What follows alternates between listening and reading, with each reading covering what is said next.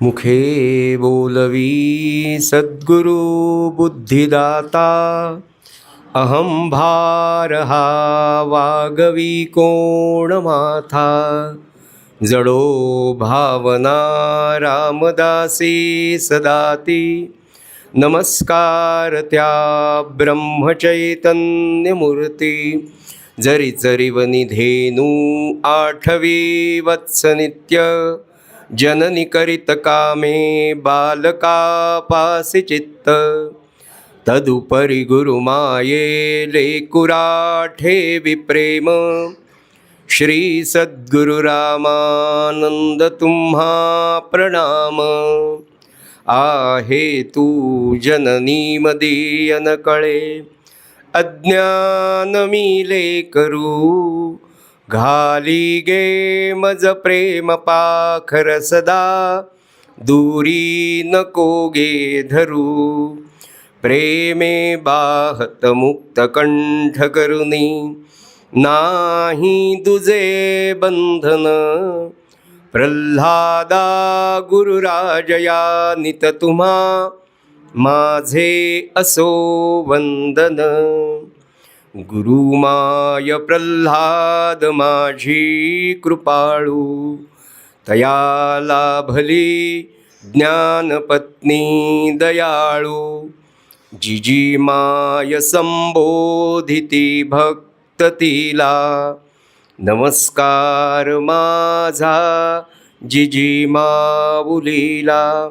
अनंत कोटी ब्रह्मांड नायक राजाधिराज सच्चिदानंद सद्गुरु श्री ब्रह्मचैतन्य रामानंद प्रल्हाद महाराज की जय. जय जय रघुवीर समर्थ, श्रीराम समर्थ. श्रोता वक्ता श्रीराम समर्थ.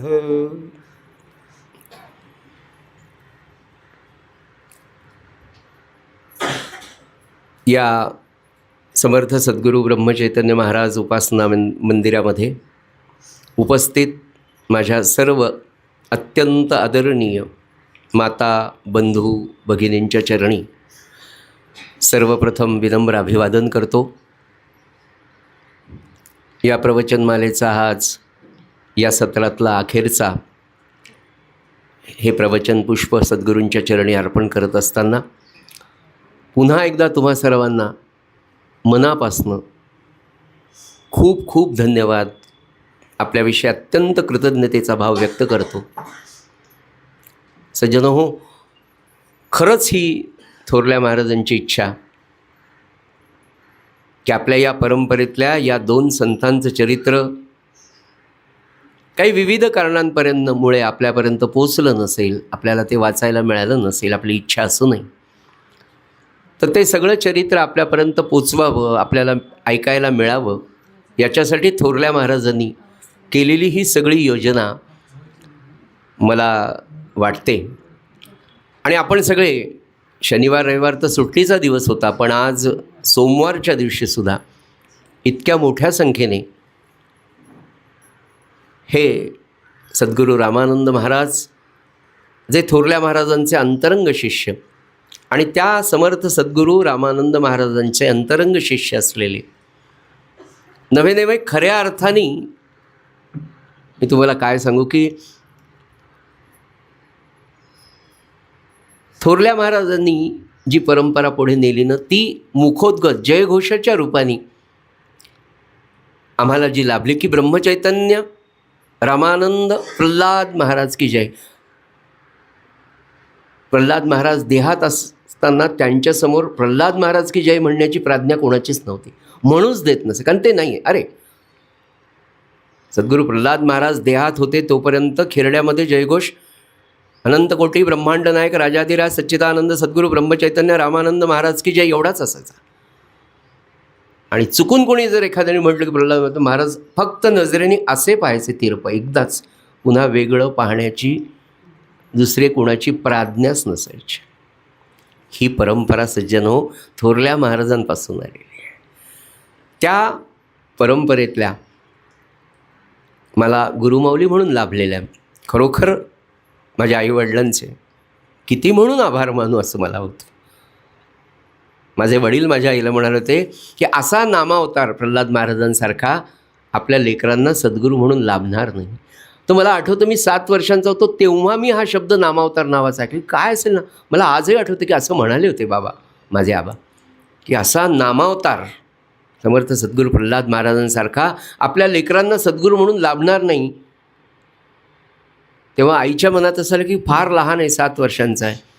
माझे वडील म्हणाले महाराजांच्या कानावर घालून विचारून तर बघ. माझी आई गेली. काय सांगा हो, सत्पुरुष देहात असतो ना, तो तुमच्या माझ्यासारखे वस्त्र प्रावरण घालतो, तुमच्या माझ्यासारखा वागतो, राहतो, बोलतो. म्हणून तो परब्रह्म कळणं फारच कठीण आहे हो. देहातलं परब्रह्म कळणं अतिशय कठीण, आणि ज्याला कळालं ना त्याच्यासारखा भाग्यवान नाही. म्हणजे महाराजांना देहात असताना सुद्धा आमच्या बुलढाणा जिल्ह्यातल्या साखरखेड्याच्या जवळची जुनी मंडळी महाराज नाही म्हणतात, तात्याच म्हणायचे. माझी आई गेली, म्हणाली तात्या माझे 2 मुलं अनुग्रहाचे राहिले, त्यातला हा मुकुंदा फारच लहान आहे. ते म्हणाले किती वर्षाचा आहे? ते म्हणाले 7. अबो बराच मोठा झाला म्हणाले. तुला माहीत नाही का म्हणाले, प्रल्हादाला अनुग्रह केव्हा झाला?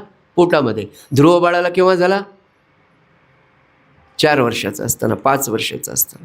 बराच मोठा झाला. सज्जनो, हे सांगण्याचं कारण मला माझं व्यक्तिमत्व सांगायचं नाही आहे. नम्रपणे आज अनेक लोकांच्या मनात येतं, आमची मुलगी फारच लहान आहे, आमचा मुलगा फारच लहान आहे, त्याला अनुग्रह द्यावा का नाही? नाही, मग तिला घर कोणतं? म्हणजे घर तुम्ही शोधून देणार आहात का? महाराजांचा अनुग्रह दिल्यानंतर ते लेकरू त्यांनी पदरात घेतलं, त्याचा विवाह, नवे नवे त्याचं सगळं प्रारब्ध बदलण्याचं शक्ती जर सद्गुरूंच्या ठिकाणी आहे, तर तिचा नवरा किंवा तिचं घर महाराज पाहून देणार नाहीत का? म्हणजे परमार्थाच्या ज्या संकल्पना आहेत सज्जन हो, त्या आपल्या क्लिअरच नाहीत. मग त्याच्यासाठी काय करावं? फक्त 365 दिवसांचं थोरल्या महाराजांचं प्रवचन वाचावं, मनापासनं वाचावं, की हे मला लिहिलेलं माझ्यासाठीचं पत्र आहे रोजचं प्रवचन म्हणजे. आणि त्या श्रद्धेने जेव्हा सज्जन आपण वाचतो ना, त्यातला मायना, त्यातला संकल्पना सगळ्यांसाठी सारख्या आहेत. पण तेच प्रवचन आज एकाला एक संदेश दिला तर दुसऱ्याला त्याच्या अनुषंगाने त्याचं उत्तर मिळेल. इतकी ती वाणी परमात्म्याची आपली, आणि आपण भाग्यवान आहोत.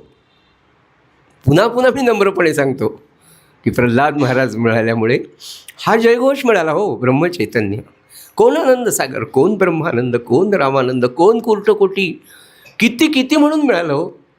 एक मायबाप जो प्रल्हाद महाराज मिळाला, तर हे सगळं मिळालं सज्जन. म्हणून मला माझ्या भाग्यासी नाही मिती, आपण रामपाठ म्हणतो ना, माझ्या भाग्यासी नाही मिती, तू भेटल असी जगज्योती.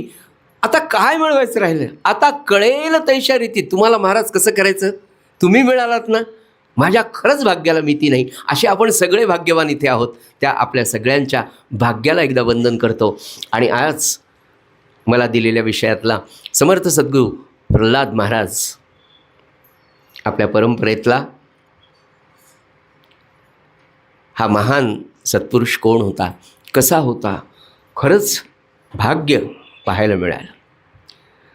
त्यांच्याजवळ बसायला मिळालं, त्यांचा अनुग्रह मिळाला, त्यांच्याबरोबर यात्रा करायला मिळाली. यात्रा कोणती केली माहिती आहे का? पंढरपूर, गोंदावले, सज्जनगड, 3 ठिकाणची यात्रा. महाराजांनी त्यावेळेला 35 रुपये एका माणसाला, त्या महाराजांनी नाही, ज्यांनी अरेंज केलं होतं त्यांनी सांगितलं, ज्यांना महाराजांबरोबर यात्रा यायचं 35 रुपये भरा. मी खूप लहान असल्यामुळे लहान मुलांचं तिकीट नव्हतं, आईबरोबर जाता आलं गोंदावलेला.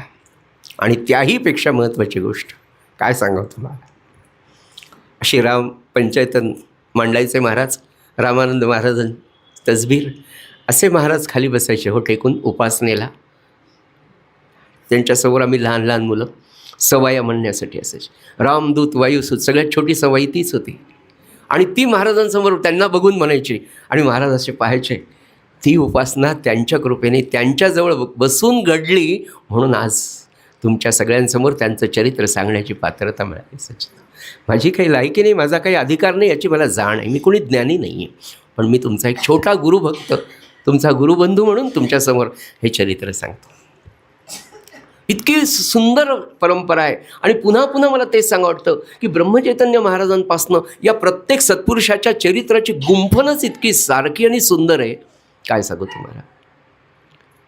म्हणजे आपल्याला तो प्रसंग आठवत असेल, पुन्हा समर्थ सद्गुरू प्रल्हाद महाराजांचं चरित्र सांगत असताना पुन्हा महाराज सांगतात तिथून सुरुवात कर. कुठून?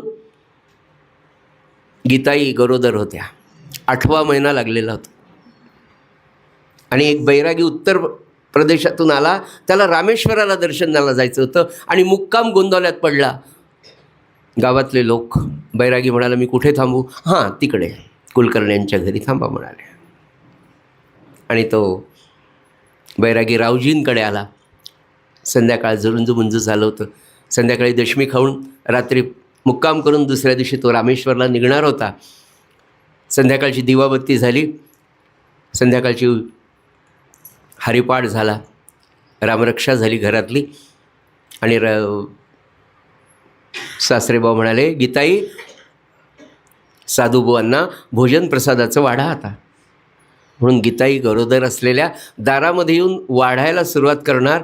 त्या बैराग्यानी गीताईंच्या चरणकमलाकडे पाहिलं आणि वर पाहायला गेला आणि तो बैरागी म्हणतो अरे लल्ला तुम यहाँ हो, मेरे तो दर्शन हो गए, अभी मुझे रामेश्वर जाने की ज़रूरत ही नहीं. तिथेच गीताईंना नमस्कार केला, दशमी खाल्ली, मुक्काम केला आणि दुसऱ्या दिवशी बैरागी रामेश्वरला न जाता गुरुर ब्रह्मा गुरुर विष्णू गुरुर देवो महेश्वर हा गुरुगीता सांगते ना, तो महेश्वर, तो रामेश्वराचं दर्शन त्याला गोंदावलं. तर गीताईच्या उदरात असलेल्या शंकराचं दर्शन झालं. ही परंपरा आहे सज्जन. सज्जन हो, विदर्भातल्या बुलढाणा जिल्ह्यामध्ये मेहकर तालुक्यामध्ये छोटंसं डोंगराच्या मध्ये वसलेलं एक वेणी नावाचं गाव आहे. वेणी, या वेणी गावाला वामनशास्त्री किंभोने नावाचे एक वेदशास्त्र संपन्न अत्यंत आचरणशील असलेले एक ब्राह्मण राहत होते. अध्यात्मातला तपश्चर्येतला अधिकार फार मोठा. त्या काळामध्ये आपल्या सगळ्यांना माहीत असेल की आपल्या थोरल्या महाराजांच्या चरित्रात आणि आदरणीय बाबांच्या प्रवचनामध्ये नरसिंह सरस्वती स्वामी आळंदीचे, बरं का, ते पण दत्तावतारीच होते. पण हे नरसिंह सरस्वती स्वामी आळंदीचे जे होते, आपल्याला थोडासा रेफरन्स देतो आणि पुढे जातो. आनंदसागर महाराज म्हणाले होते मला योग शिकवा, मला महाराज योगाचा अभ्यास करायचा. महाराजांनी 2-3 वेळा लक्ष दिलं नाही, मग तिसऱ्या वेळेला म्हणले ही कफनी घे आणि त्यांच्याकडे जा. ते नरसिंह सरस्वती आळंदीचे साधारण 1860-65 सालची गोष्ट आहे. 1860-65 साली हे नरसिंह सरस्वती स्वामी आळंदीचे वेणीला आले. आणि कारण तिकडे सखाराम महाराज नावाचे एक सत्पुरुष विदर्भामध्ये लोणीला होऊन गेलेत.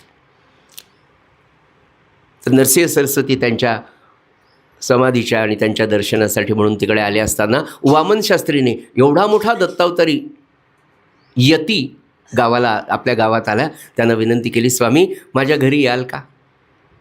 हो म्हणाले. स्वामी सकाळी आले, स्वामींचा भोजन प्रसाद झाला आणि विश्रांतीसाठी वामकुक्षीसाठी स्वामी वेणीच्या घरामध्ये किंबोनीन शास्त्रींकडे बसलेले असताना वामनशास्त्रींकडे त्यांनी सहज विचारलं की आपला परिवार काय वगैरे. तर म्हणाले मला 5 मुली आहेत, अहिल्या, काशी, गंगा, मंदाकिनी आणि सरस्वती. त्यातली 4 नंबरची मुलगी होती गंगा आणि 5 नंबरची होती मंदाकिनी आणि एक मुलगा आहे म्हणाले. बरं म्हणाले. सगळ्या मुलींना असं बोलावलं. त्यांनी नमस्कार केला. अगदी छोटी 5 वर्षांची असलेली गंगा नावाची वामनशास्त्री किंबोनींची मुलगी, 5 मुलींमधली ही 4थी मुलगी, तिच्याकडे नरसिंह सरस्वती स्वामी आळंदीचे जेव्हा पाहतात, त्या यतीला, त्या सत्पुरुषाला, त्या परब्रह्म दत्तस्वरूप असलेल्या सत्पुरुषाला विलक्षण अशी जाण होतात आणि त्या लेकराला जवळ घेतात. म्हणतात बाय माझे थोडेसे पाय दाबून तिच्याकडून अंग चरून घेतात, तिला जवळ घेतात आणि तिला सांगतात बाळा 5 वर्षाची मुलगी आहे, सांगणारे यतिराज आहेत, दत्तस्वरूप आहेत. त्या लेकराला मांडीवर घेतात ते 5 वर्षाच्या गंगामायला, परकर पोलक्यातली छोटी मुलगी.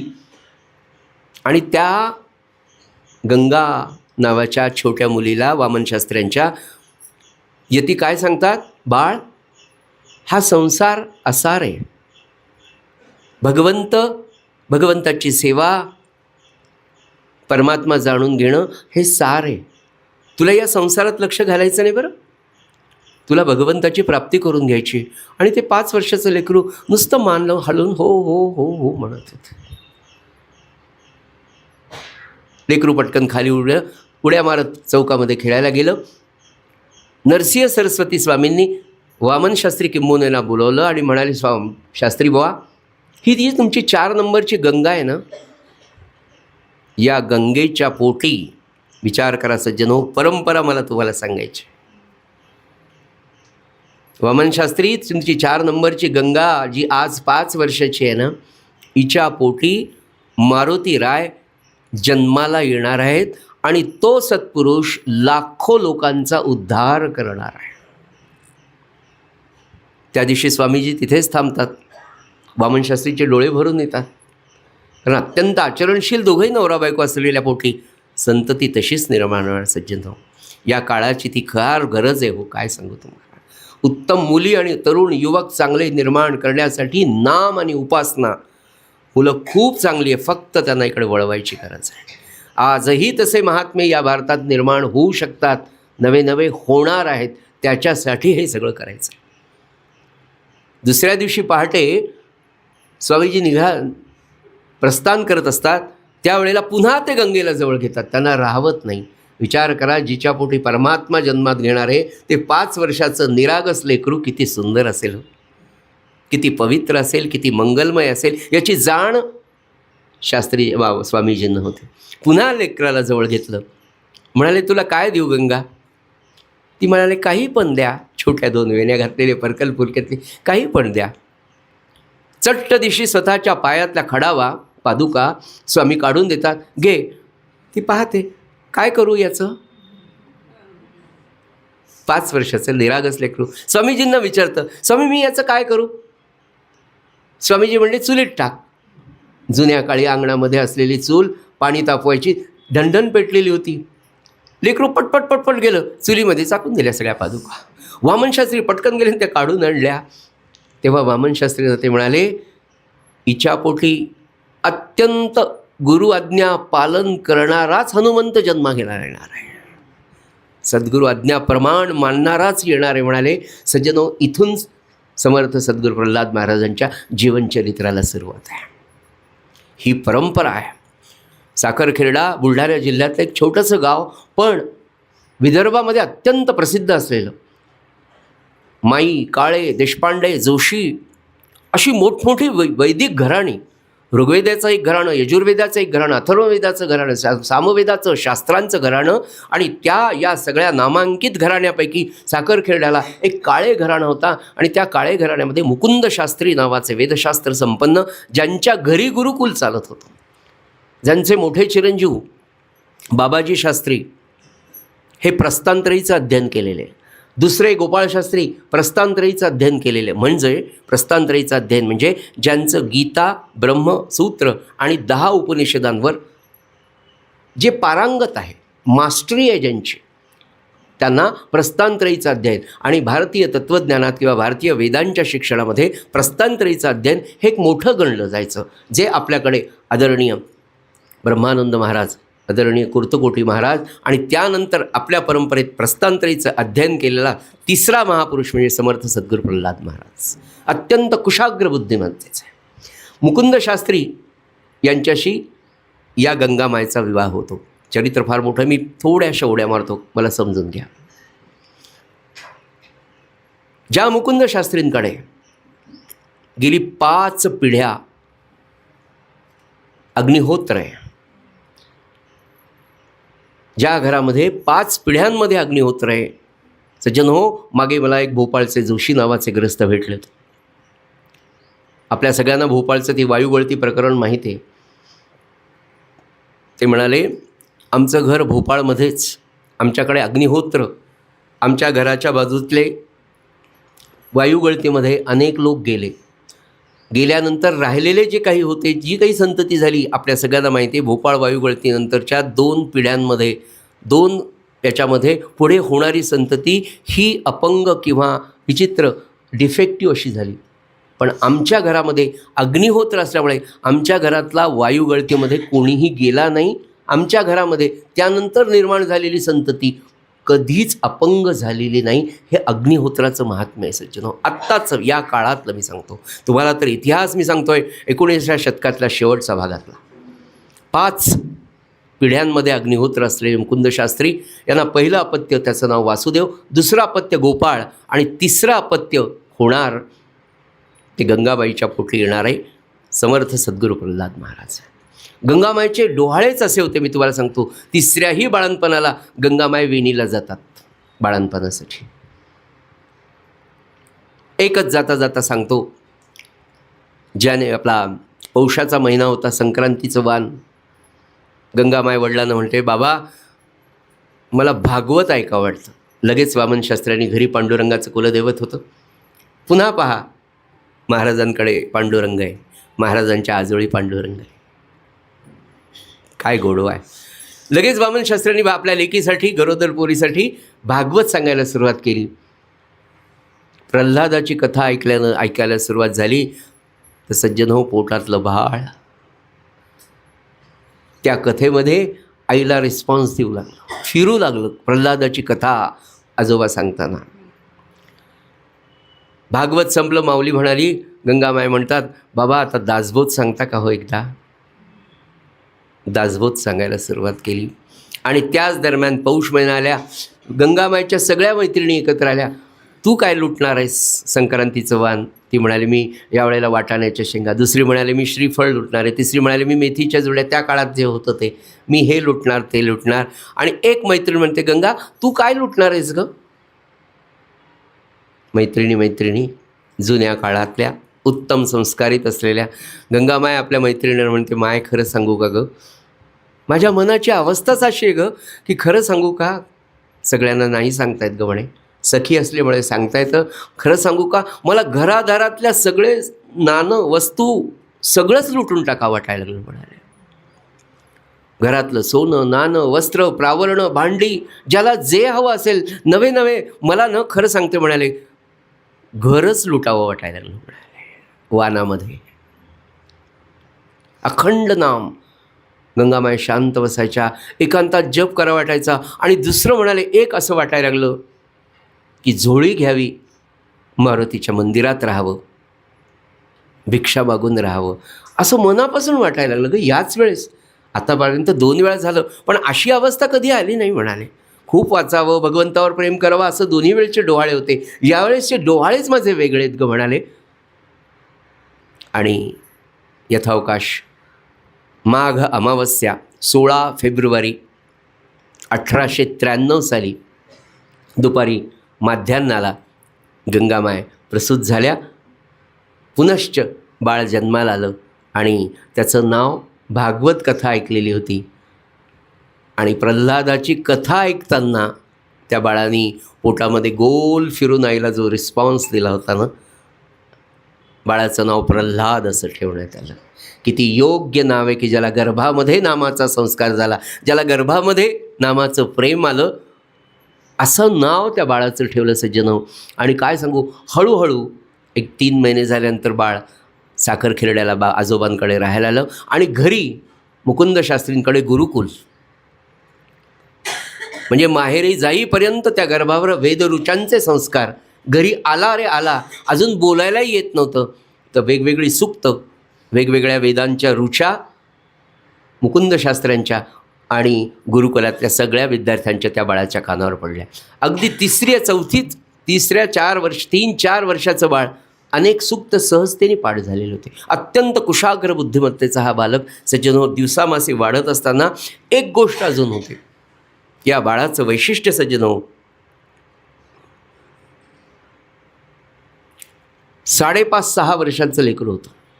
प्रल्हाद महाराज 6 वर्षांचे होते. आपण जर कधी खिरड्याला गेला असाल तर खिरड्यामध्ये कसबा पेठेमध्ये रामाचं मंदिर आहे.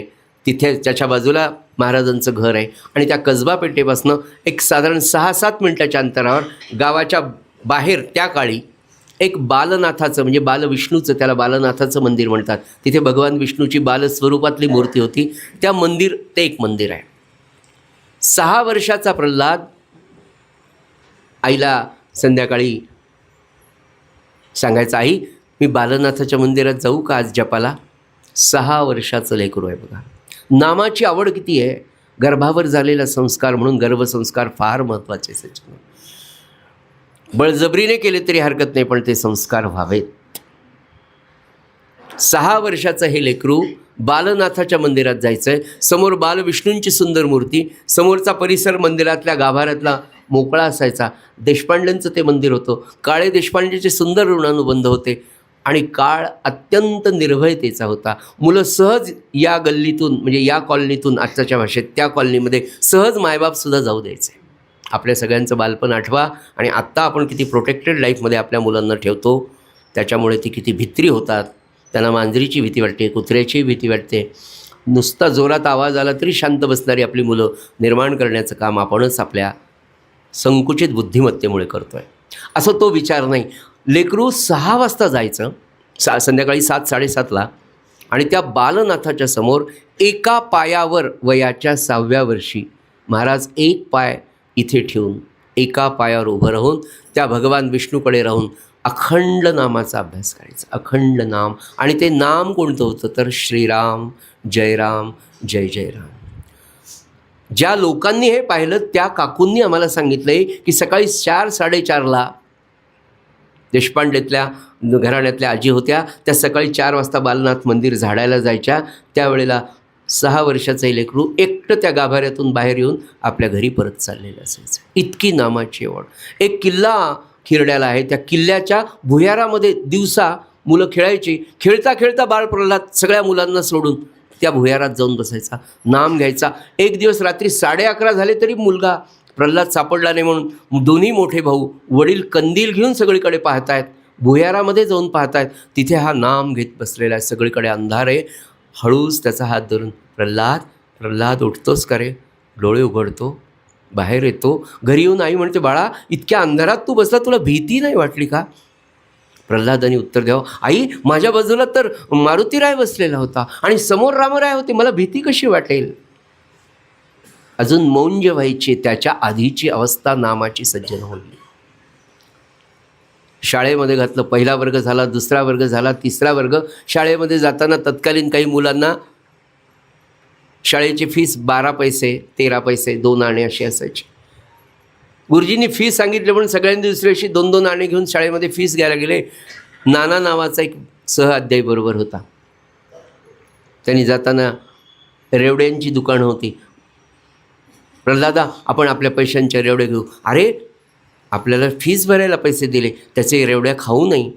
नाही मी घेणार आहे. तो म्हणतो तू घे पण मी नाही घेणार म्हणाले.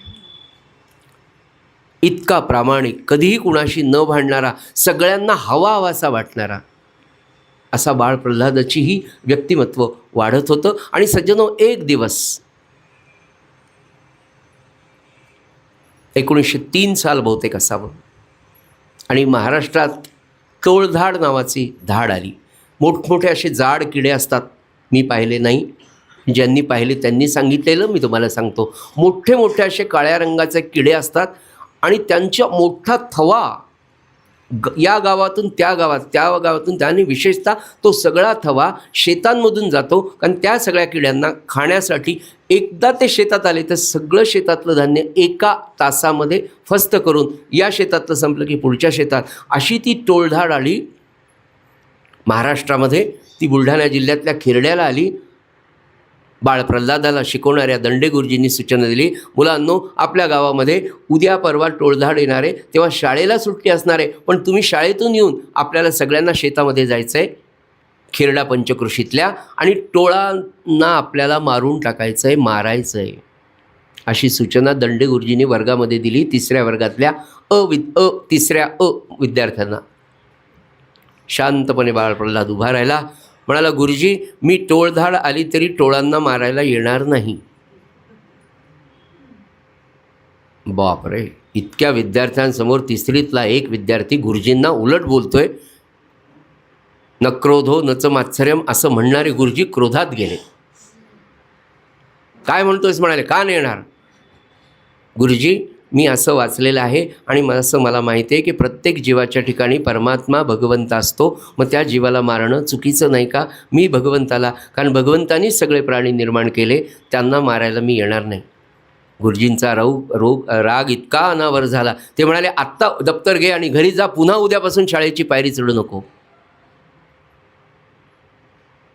पटकन प्रल्हादानी आपलं दप्तर पॅक केलं, गुरुजींच्या पायावर डोकं ठेवलं. इथे त्याची शांती, इथे त्याचं आदरयुक्त गुरूंविषयीचं प्रेम सज्जन दिसतं.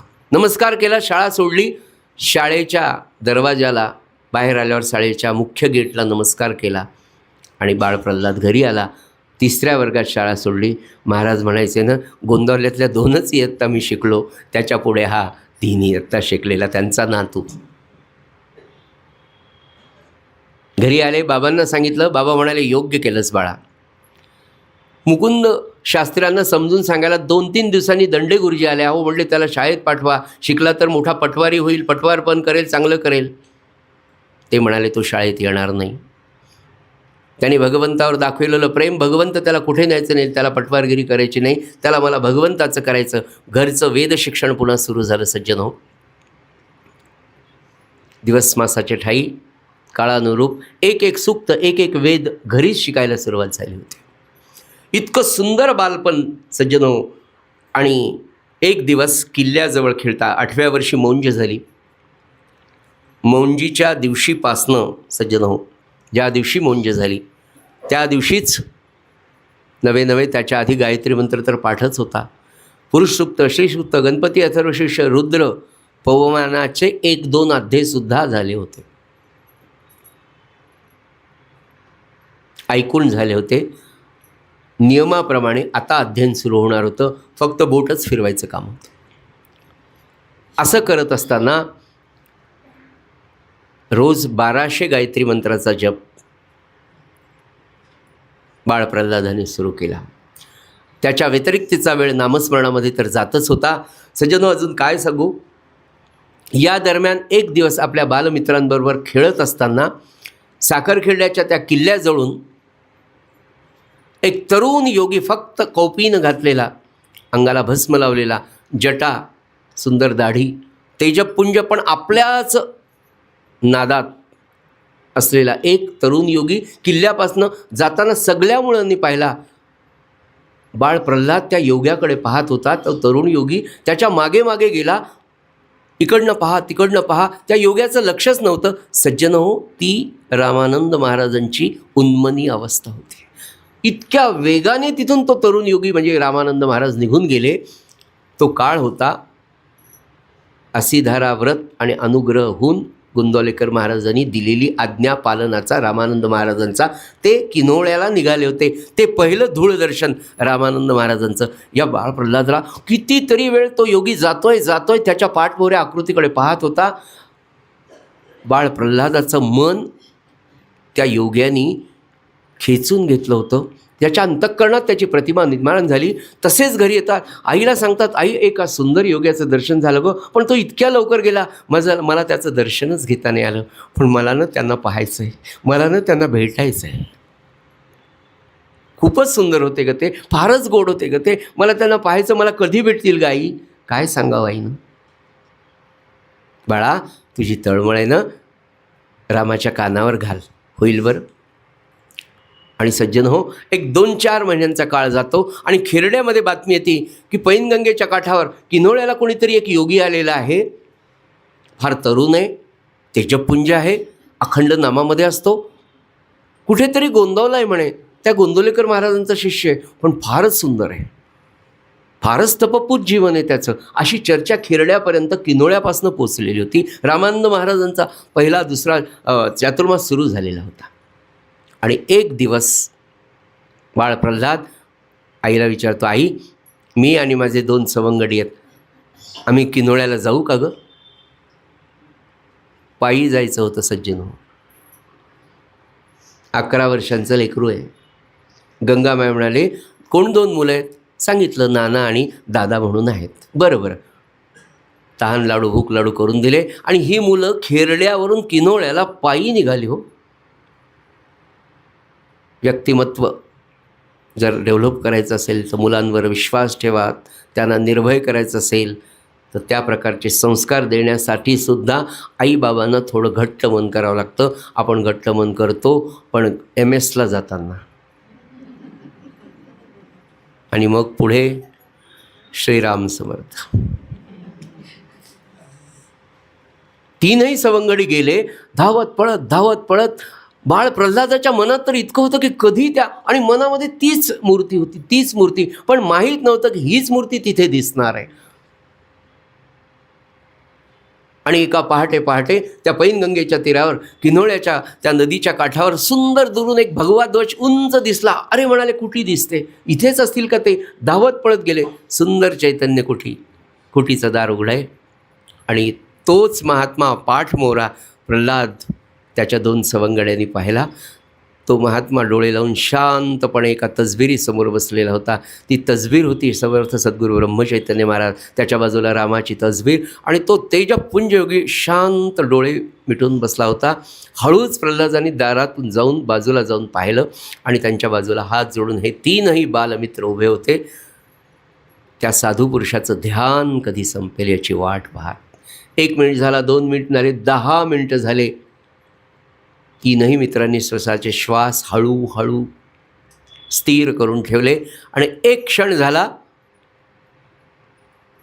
आणि त्या साधू पुरुषांनी आपलं मस्तक समोरच्या सद्गुरूंच्या तसबिरीसमोर ठेवलं. उठला, हात जोडले, आणि हळूच उजवीकडे मान वळू करून पाहिलं तर 3 मुलं उभी दिसली, आणि त्यातलं हे अत्यंत तेजपुंज असलेलं प्रल्हाद नावाच्या लेकराकडे त्यांनी पाहिलं. आणि सज्जन हो, लौकिक अर्थाने व्यवहारातला प्रश्न विचारावा असा प्रश्न विचारला, बाळ कोण तू, कुठून आलास? 2च प्रश्न विचारले, आणि 11-11.5 वर्षाचे प्रल्हाद महाराज सद्गुरूंच्या चरणी साष्टांग नमस्कार घालतात. महाराज, मी कोण, कुठून आलो, आणि मला कुठे जायचं आहे हे समजून घेण्यासाठीच आपल्या चरणाशी आलो. 11-11.5व्या वर्षी सज्जनो ही समज होती की मी कोण कुठला, कशासाठी मी जन्माला आलो, आणि मला कुठे जायचं आहे, माझ्या जीवनाचं ध्येय काय, हा वेदांतातलाच प्रश्न नाही का? की जो प्रश्न एकेकाळी काही वर्षांपूर्वी, 100-150 वर्षांपूर्वी देवगिरीच्या किल्ल्यावर जनार्दन स्वामी आणि नाथांचा संवाद सज्जनो हाच आहे. मी कोण, कुठला, कुठंसी माझं जाणे, याच्यासाठीच तर मी तुमच्याकडे आलो. त्याचं ते बोलणं, त्याची ती देहबोली सगळी रामानंद महाराजांनी पाहिली, आणि पटकन त्याला जवळ घेतलं. सद्गुरूंना दुधाचा नैवेद्य दाखवला होता, तो रामानंद महाराजांनी स्वतः घेतला नाही. त्या 2-3 मुलांना, विशेषतः प्रल्हादाला म्हणाले, बाळ हे दुग्धप्राशन कर, हे तीर्थ घे. आणि आपल्या सद्गुरूंनी लौकिक अर्थाने अजून सद्गुरू नाही पण मनातून तर वरलेलं होतं की हा माझा सद्गुरू आहे. तो पहिला प्रसाद तिथे घेतात आणि मग त्या दिवशी रामानंद महाराज त्यांना थांबवून घेतात. दोघांचं अंतर 7 वर्षांचं आहे. सद्गुरू रामानंद महाराज 1886 आणि सद्गुरू प्रल्हाद महाराज 1883. 1886 आणि 93. काय असेल सज्जन, 14-15 वर्षाचे रामानंद महाराज आहेत आणि त्याच्यापेक्षा साधारण 16 वर्षाचे म्हटलं तर अजून खाली 9-10 वर्षाचे प्रल्हाद महाराज आहेत. काय असेल ना, 17 वर्षाच्या किंवा 16-17 वर्षाच्या युवकाला एक किशोरवयीन मुलगा आपला सद्गुरू मानतो आणि त्याला ते कळतं की हे माझे सद्गुरू आहे. ही कोणत्या प्रकारची परिपक्वता, कोणत्या प्रकारची स्पिरिच्युअल मॅच्युरिटी असेल सज्जनो, विचार करा. आणि ती मॅच्युरिटी माझ्यासारख्याला याही वयात अजून येते का नाही, हा प्रश्न आहे. हेच तर विचार, हेच तर चिंतन आहे, हेच आत्मचिंतन आहे, हेच निधिध्यासन आहे की मी कोण, कुठला, आम्हाला कुठे जायचं आहे. इतकी वर्ष बहुत आयु गेले राहिले अल्पजेकी. सज्जनो, हा श्लोक इतका गोड आहे ना, अखंड आत्मचिंतनासाठी वापरावा रामानंद महाराजांच्या अष्टकातला. बहुत आयु गेले राहिले अल्पजेकी, उर्वरित नचे जावो व्यर्थ वाया असे की. आजवरी जाहले जे जाहले सव्यवाम. आजपर्यंत जे झालं ना झालं, आता तरी नामाचा संकल्प करा आणि नामाला लागा. हे मला पुन्हा पुन्हा आपल्यापर्यंत सांगायचं आहे. ही पहिली भेट रामानंद महाराजांची पहिली होती. आणि जाताना दुसऱ्या दिवशी प्रल्हादाच्या मनात नाही आहे की मला जायचं आहे. महाराज म्हणाले, बाळ आता आई बाबा घरी वाट पाहतस. हो महाराज, पण तुम्हाला सोडून नाही जावं वाटत हो. मला सांगा, अनुग्रह नाही. हा सत्पुरुष कोण आहे माहिती नाही, पण आंतरिक ओढ, आपण म्हणतो ना इंटरनल व्हायब्रेशन्स माणसाला कशी, आज तुम्हा मला कोण कोणाचं इथे नातेवाईक आहे मला सांगा. या मायबापाचे लेकरं म्हणून आपला अर्थ आहे. रक्ताच्या नात्यापेक्षाही घट्ट पवित्र आणि मंगलमय नातं गुरु बंधू भगिनींचं आहे सज्जन. आणि ते आपल्याला अजून वाढवायचं आहे. या रामकार्याच्या नामकार्याच्या निमित्ताने आपल्या सगळ्यांना आपल्याला या संकल्पाच्या कामाला, मी तुम्हाला जो काल संकल्प सांगितला आहे ना सज्जनो, मी पुन्हा पुन्हा आपल्या पायावर डोकं सांगतो की प्रत्येकाने पहिल्यांदा स्वतः संकल्प करा. 1 कोटी 2 कोटी घाबरूच नका, बिलकुल घाबरू नका. काही लोकांच्या मनात येतात की तुम्ही काल आम्हाला 29 ते 32चा संकल्प सांगितला. आता माझं वय तर 70 वर्षाचं झालं. इन्शुरन्स तर आपण काढला आहे ना, पण तो इन्शुरन्स केव्हा कामाला येणार आहे? आपण गेल्यानंतर राहिलेल्यांसाठी आहे. आपल्याबरोबर कोणता डबा आपण घेऊन जाणार आहेत? आपल्याबरोबर येणार काय?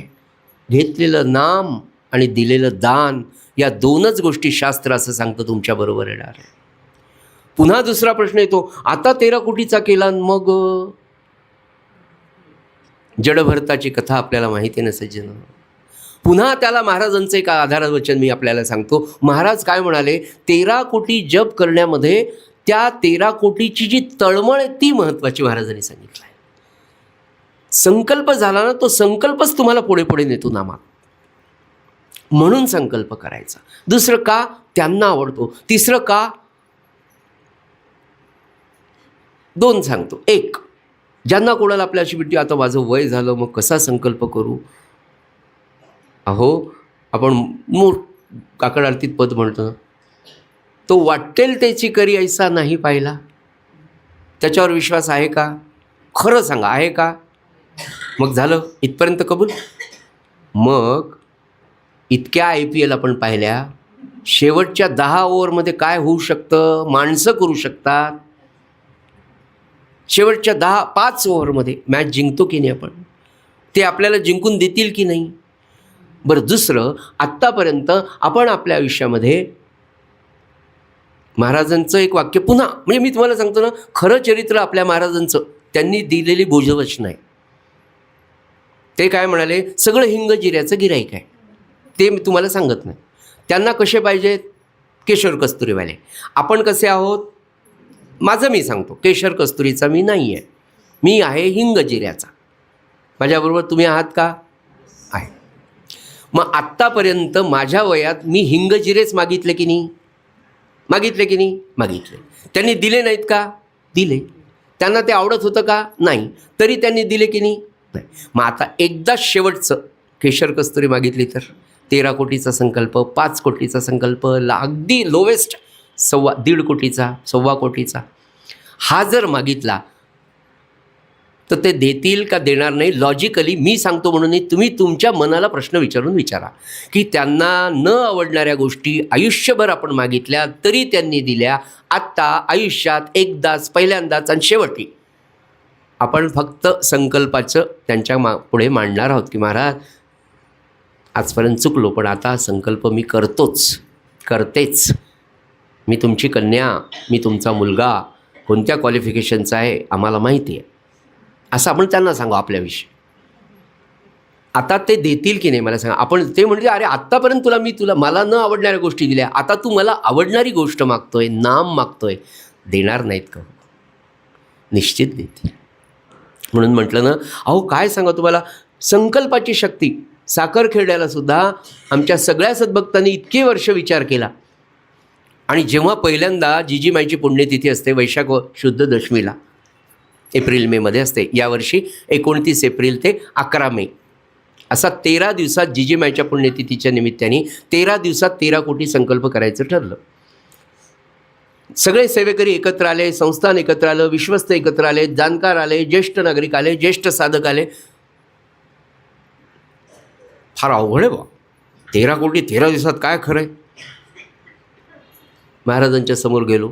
साखरखेर्डा हा ब्रह्मचैतन्य महाराजांचा संकल्पित मंदिर आहे. त्यांनी त्यांच्या शिष्याला तिथे आपल्यासाठी बसवलं आहे. श्रीफळ महाराजांसमोर ठेवलं. महाराज 13 कोटी 13 दिवसात करायचं आहे, आपण करून घ्या. सज्जनो, 16 कोटी जप झाला, 16 कोटी. आणि असं 4 वर्ष झाले. असे 4 वर्ष झाले. तुम्हा सगळ्यांना मी सांगतो नम्रतेने की यावर्षी 29 एप्रिल ते 11 मे 13 दिवसात 13 कोटी. 12 मेला जिजीमाईची पुण्यतिथी आहे. 4 सत्रांमध्ये 2-2 तासाचे असतात. जपाला या. आनंद असतो. मौनामध्ये 500-700 माणसं असे शांतपणे जप करत बसतात. मला सांगा महाराजांना किती गोड वाटत असेल. मला सांगा आपल्या सामान्य प्रपंचामध्ये अत्यंत खोडकर असलेलं आपलं लेकरू जेव्हा पटकन होमवर्कला बसतं, आईला किती आनंद, बाबांना किती, अरे अभ्यासाला बसला. आणि त्यांनी जर छान अभ्यास केला तर आपण होऊन त्याला कॅडबरी देतो की नाही. या आपल्या गुरुमायला किती आनंद होत असेल. म्हणून हा एक संकल्प मला सांगायचं, काही संकल्पाची. आणि महाराजांचं प्रवचन आहे, मला वाटतं सप्टेंबरचं असावं. त्या सप्टेंबरच्या एका प्रवचनामध्ये महाराजांनी पहिल्या 4 ओळी संकल्पाच्याच आहे की महाराज म्हणाले संकल्पाची शक्ती फार मोठी आहे. ती शक्तीच तुम्हाला नामाला लावते. त्याच्यावर तर विश्वास ठेवू आपण आणि संकल्पाला लागू. सज्जनो, 2029 ते 32 13 कोटी जप 100 वेळा साखरखेड्याला आपल्याला सगळ्यांना मिळून करायचं आहे. त्याच्यासाठी नामाची बैठक आपली तयार व्हावी. 13 तासामध्ये 400 माळा, एका तासात 30 माळा, 3000 जप होतो. 13 तासात 390 ते 400 माळा सहज होतो. असे 400 माळा करणारे 3300 साधक एकत्र येणार आहेत. या 3 वर्षाच्या काळात 12,000 साधक निर्माण करण्याचं काम श्रींच्या कृपेने आपण घरोघरी गावोगावी उपासना मंडळामध्ये जाऊन करतो आहे. आनंदाची गोष्ट इथे आमचे कौस्तुभ दबला आणि आपल्या नामालय आणि इथल्या सगळ्या उपासना मंडळाच्या लोकांनी त्यातले 162 लोक असे आहेत की ज्यांचे संकल्प झालेत. नुसते संकल्प नाही, त्यांचा अभ्यास सुरू झाला. काल 5 तासांचा जप पुण्यात कुठेतरी होतं, मला नाव सांगता येणार नाही कुठे होता. काल बाणेरला काल झाला. हा नामाभ्यास सुरू झाला. 5 तास 6 तास. आणि काय होतं माहिती का, काय सांगू नामाचे अनुभव. सगळ्यात मोठा अनुभव मी तर म्हटलं ना, मुलाचा नंबर लागणे, त्याला नोकरी मिळणे, त्याला बायको मिळणे, त्याला लेकरू होणे, ही छोटी छोटी चॉकलेट्स आहेत. छोटी छोटी चॉकलेट्स. खरं सांगतो बरं, अतिशय नम्रतेने महाराजांच्या त्यांच्या सामर्थ्याने मी तुम्हाला हे सांगतो. त्यांचं सामर्थ्य म्हणून सांगतो. ही फार छोटी चॉकलेट आहे. खरं चॉकलेट मोठं आहे की नामामध्ये गोडी निर्माण होणे. 130 माळा झाल्या तरी असं वाटतं नाही अजून नाम घेते, अजून नाम घेतो. पोटच भरत नाही हो, पोटच भरत नाही. एकदा नामाला लागलं ना, एकदा 130 माळा करेपर्यंत थोडं, मी सांगतो ना, पहिल्या दिवशी आपण शाळेत गेलो का आनंदाने, किती वेळा आईबाबांना आपण त्रास देऊन शंख केला शाळेत जाताना. पण पहिलीचं फर्स्ट टर्मच्या आधी प्रेम लागतं शाळेचं. म्हणून महाराज म्हणले इतकं सत्य ना, सुरुवातीला बळजबरीच करावी लागते नामाला. पण एकदा 130 माळाची बैठक म्हणा किंवा 3 तासाची बैठक म्हणा, 2 तासाची बैठक एकदा केली ना की ते नाम आपल्याला खेचून येतं. बरोबर आहे माडेकर ताई? काय सांगू तुम्हाला, एवढा आनंद आहे हो, एवढा आनंद आहे. आणि हे नाम वाटण्यासाठी आपल्या महाराजांची किती कासा. ते जे काल म्हणले ना, कासाविसी त्यांची ती आहे. अरे मी तुम्हाला सगळ्या प्रपंचातल्या वस्तू दिल्या, आता तरी नाम घ्या ना. आता सगळं झालं की नाही, 2 मुलं, त्यांची लग्न, अमकं तमकं सगळं. आता उरलेलं आयुष्य 13 कोटीसाठी का नाही. मला कपडे घ्यायला गेल्यानंतर 500 रुपयाचा शर्ट घ्यायचा विचार मी करतो आणि घेऊन येतो 1300 रुपयाचा. माता भगिनींविषयी आपण फार बोलू नये. कितीची साडी घ्यायला जातो आणि कोणती साडी घेऊन येतो, हा विषय तो नाही. मला म्हणायचं की तिथे आपण पाहतो का. पुन्हा तुम्हाला सांगतो, समर्थ सद्गुरू प्रल्हाद महाराजांच्या जवळची सेवेकरी मंडळी होती. एक महापर्व काळ काहीतरी होता. महाराज गंगेच्या काठावर होते आणि महाराज परमपूज्य सद्गुरू प्रल्हाद महाराज देहात असल्याची गोष्ट. त्यांच्या सेवेतले एक सगळे महाराज म्हणाले, अरे आज पर्व काळ आहे, ज्यांनी ज्यांनी आतापर्यंत नामाचा संकल्प केला नसेल त्यांनी करा बरं. इथे पवित्र गंगा आहे. खरं म्हणजे महाराज तिथे होते, ते म्हणले नाही मी इथे म्हणून. ते समजून घ्यायचं असतं. एक शिष्य आला सेवेकरी जवळचा, म्हणले महाराज मी संकल्प करतो 1.25 कोटीचा. अरे म्हणले 1.25 कोटीचा, 1.25 कोटी इतका कमी का करतो म्हणाले. अरे करून करायचा मोठा, 13 कोटीचा करून. घेतलं त्याला पाणी घ्यायला 13 कोटी. त्या दिवशीपासून ते म्हणाले जे नामात लागलं ना, 10-12 वर्षामध्ये 13 कोटी झाला म्हणाले. सज्जनो, प्रपंच आहेच आहे. मी तुम्हाला म्हटलं ना, 330 माळा जर रोज केल्या एका घरामध्ये, तर 10 वर्षात 13 कोटी होतो. मग दोघं नवरा बायकोनी केला तर 165 माळा. आणि संकल्पना दोघं मिळून करावा. का? प्रपंच दोघांचा आहे ना. संसार रथाची जी 2 चाकं आहेत ती परमार्थासाठी 2 चाकं आहेत. 165 माळा पतीच्या, 165 माळा पत्नीच्या, 330 10 वर्षात होतो. 4 जण आहेत, आई बाबा सुनबाई मुलगा, प्रत्येकाने 80-80 माळा केला. 8 चोक 32, 320 माळा होतात. 10 वर्षात जप होईल. 13 लोक एकत्र आले एका कुटुंबातले. असू द्या परगावला, आपण रोज फोन करतो, कोणती रेसिपी झाली आणि कोणता सिनेमा पाहिला, याच्याऐवजी आज किती माळा झाल्या असं जर विचारलं एकमेकांना. असे 13 जण एकत्र आले आणि प्रत्येकाने फक्त 50 माळा म्हणजे 5,000 जर केला सज्जन हो, 13 लोक त्यांचा ग्रुप, 5,000 जप, 2032पर्यंत 13 कोटी होऊन जातं. इतकं सोपं गणित. आपण याची किती कॅल्क्युलेशन्स करतो SIPचे, ह्याच्यात 12.5%. इथे 12-15 मिळत आहेत. नाही, असावं ते. प्रपंच करावा नेटकातलं ते आहे, पण तो नेटकेपण परमार्थात सुद्धा आणायचं आहे आपल्याला. येईल का? निश्चित येईल त्यांच्या कृपेने. पुन्हा पुन्हा मला तेच सांगा वाटतं की त्यांना आवडणारी एकच गोष्ट आहे नाम. मग आपण घाबरावं का? आमचं वय झालं.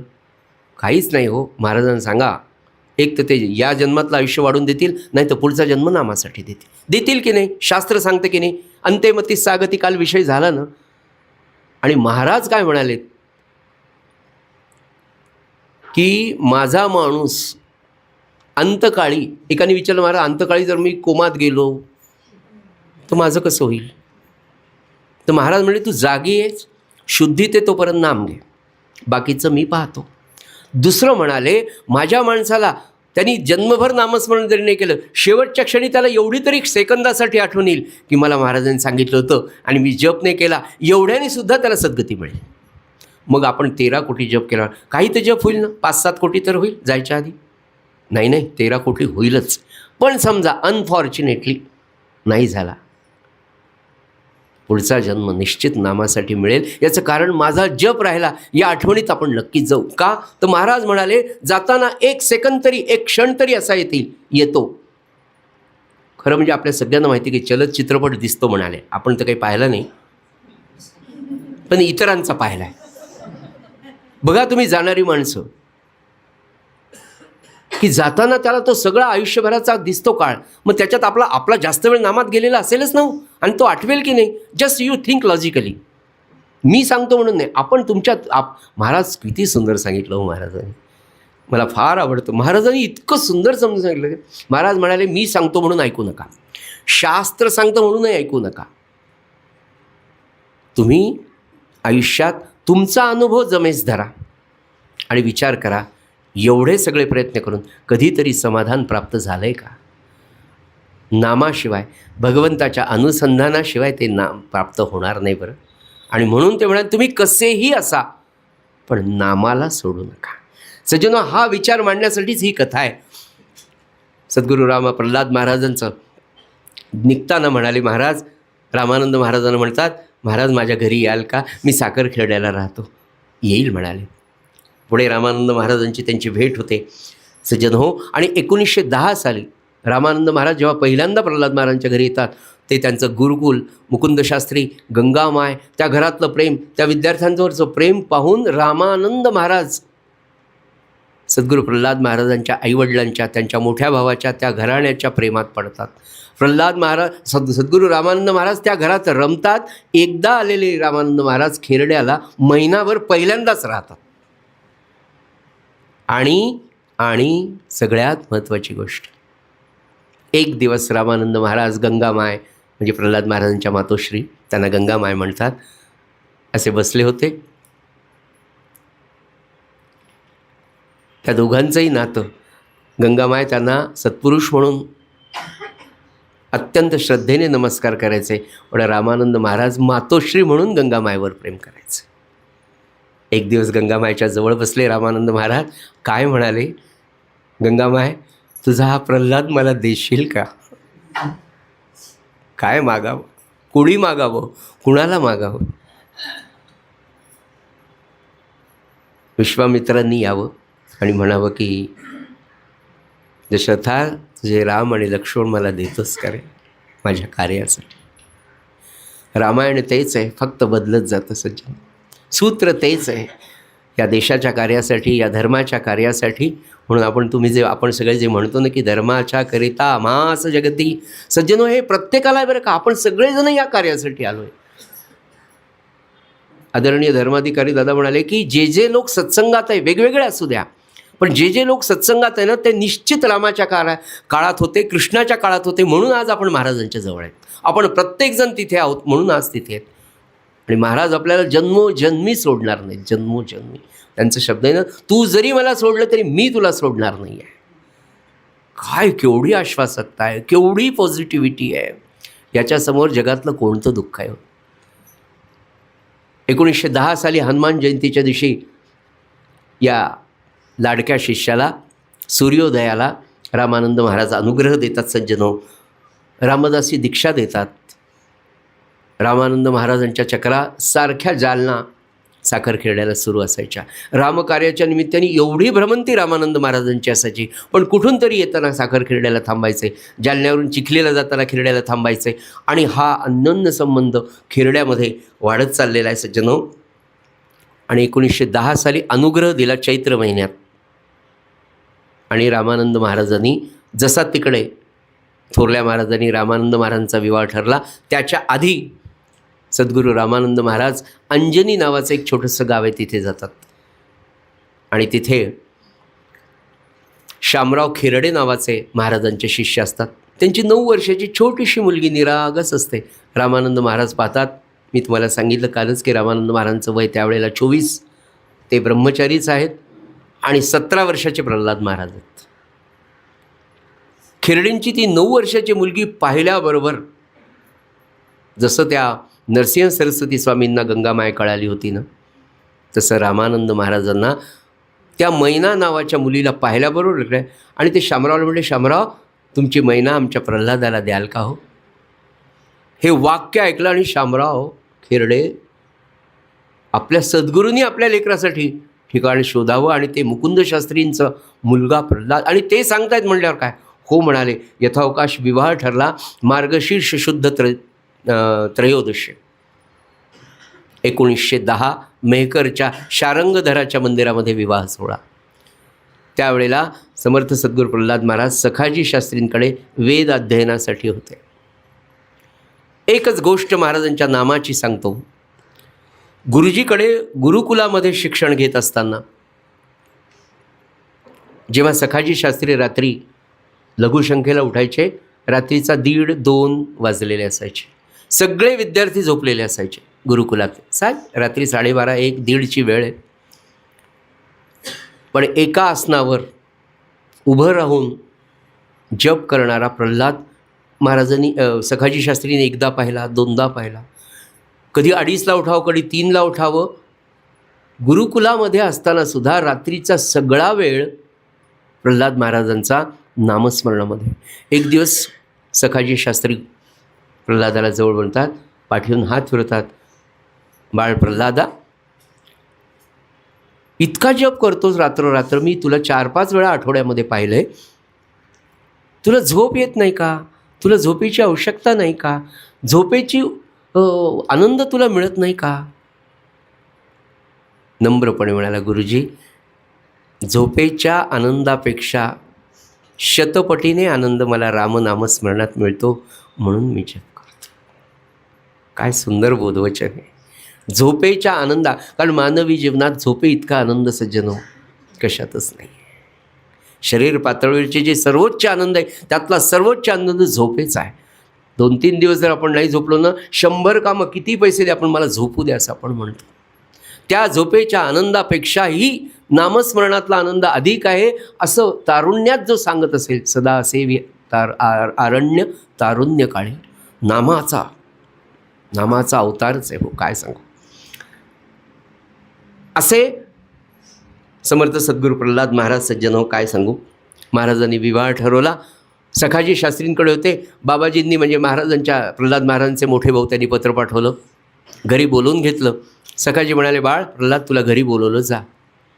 घरी आले. आईने सांगितलं, बाळ तुझा विवाह ठरला. नाराज झाले.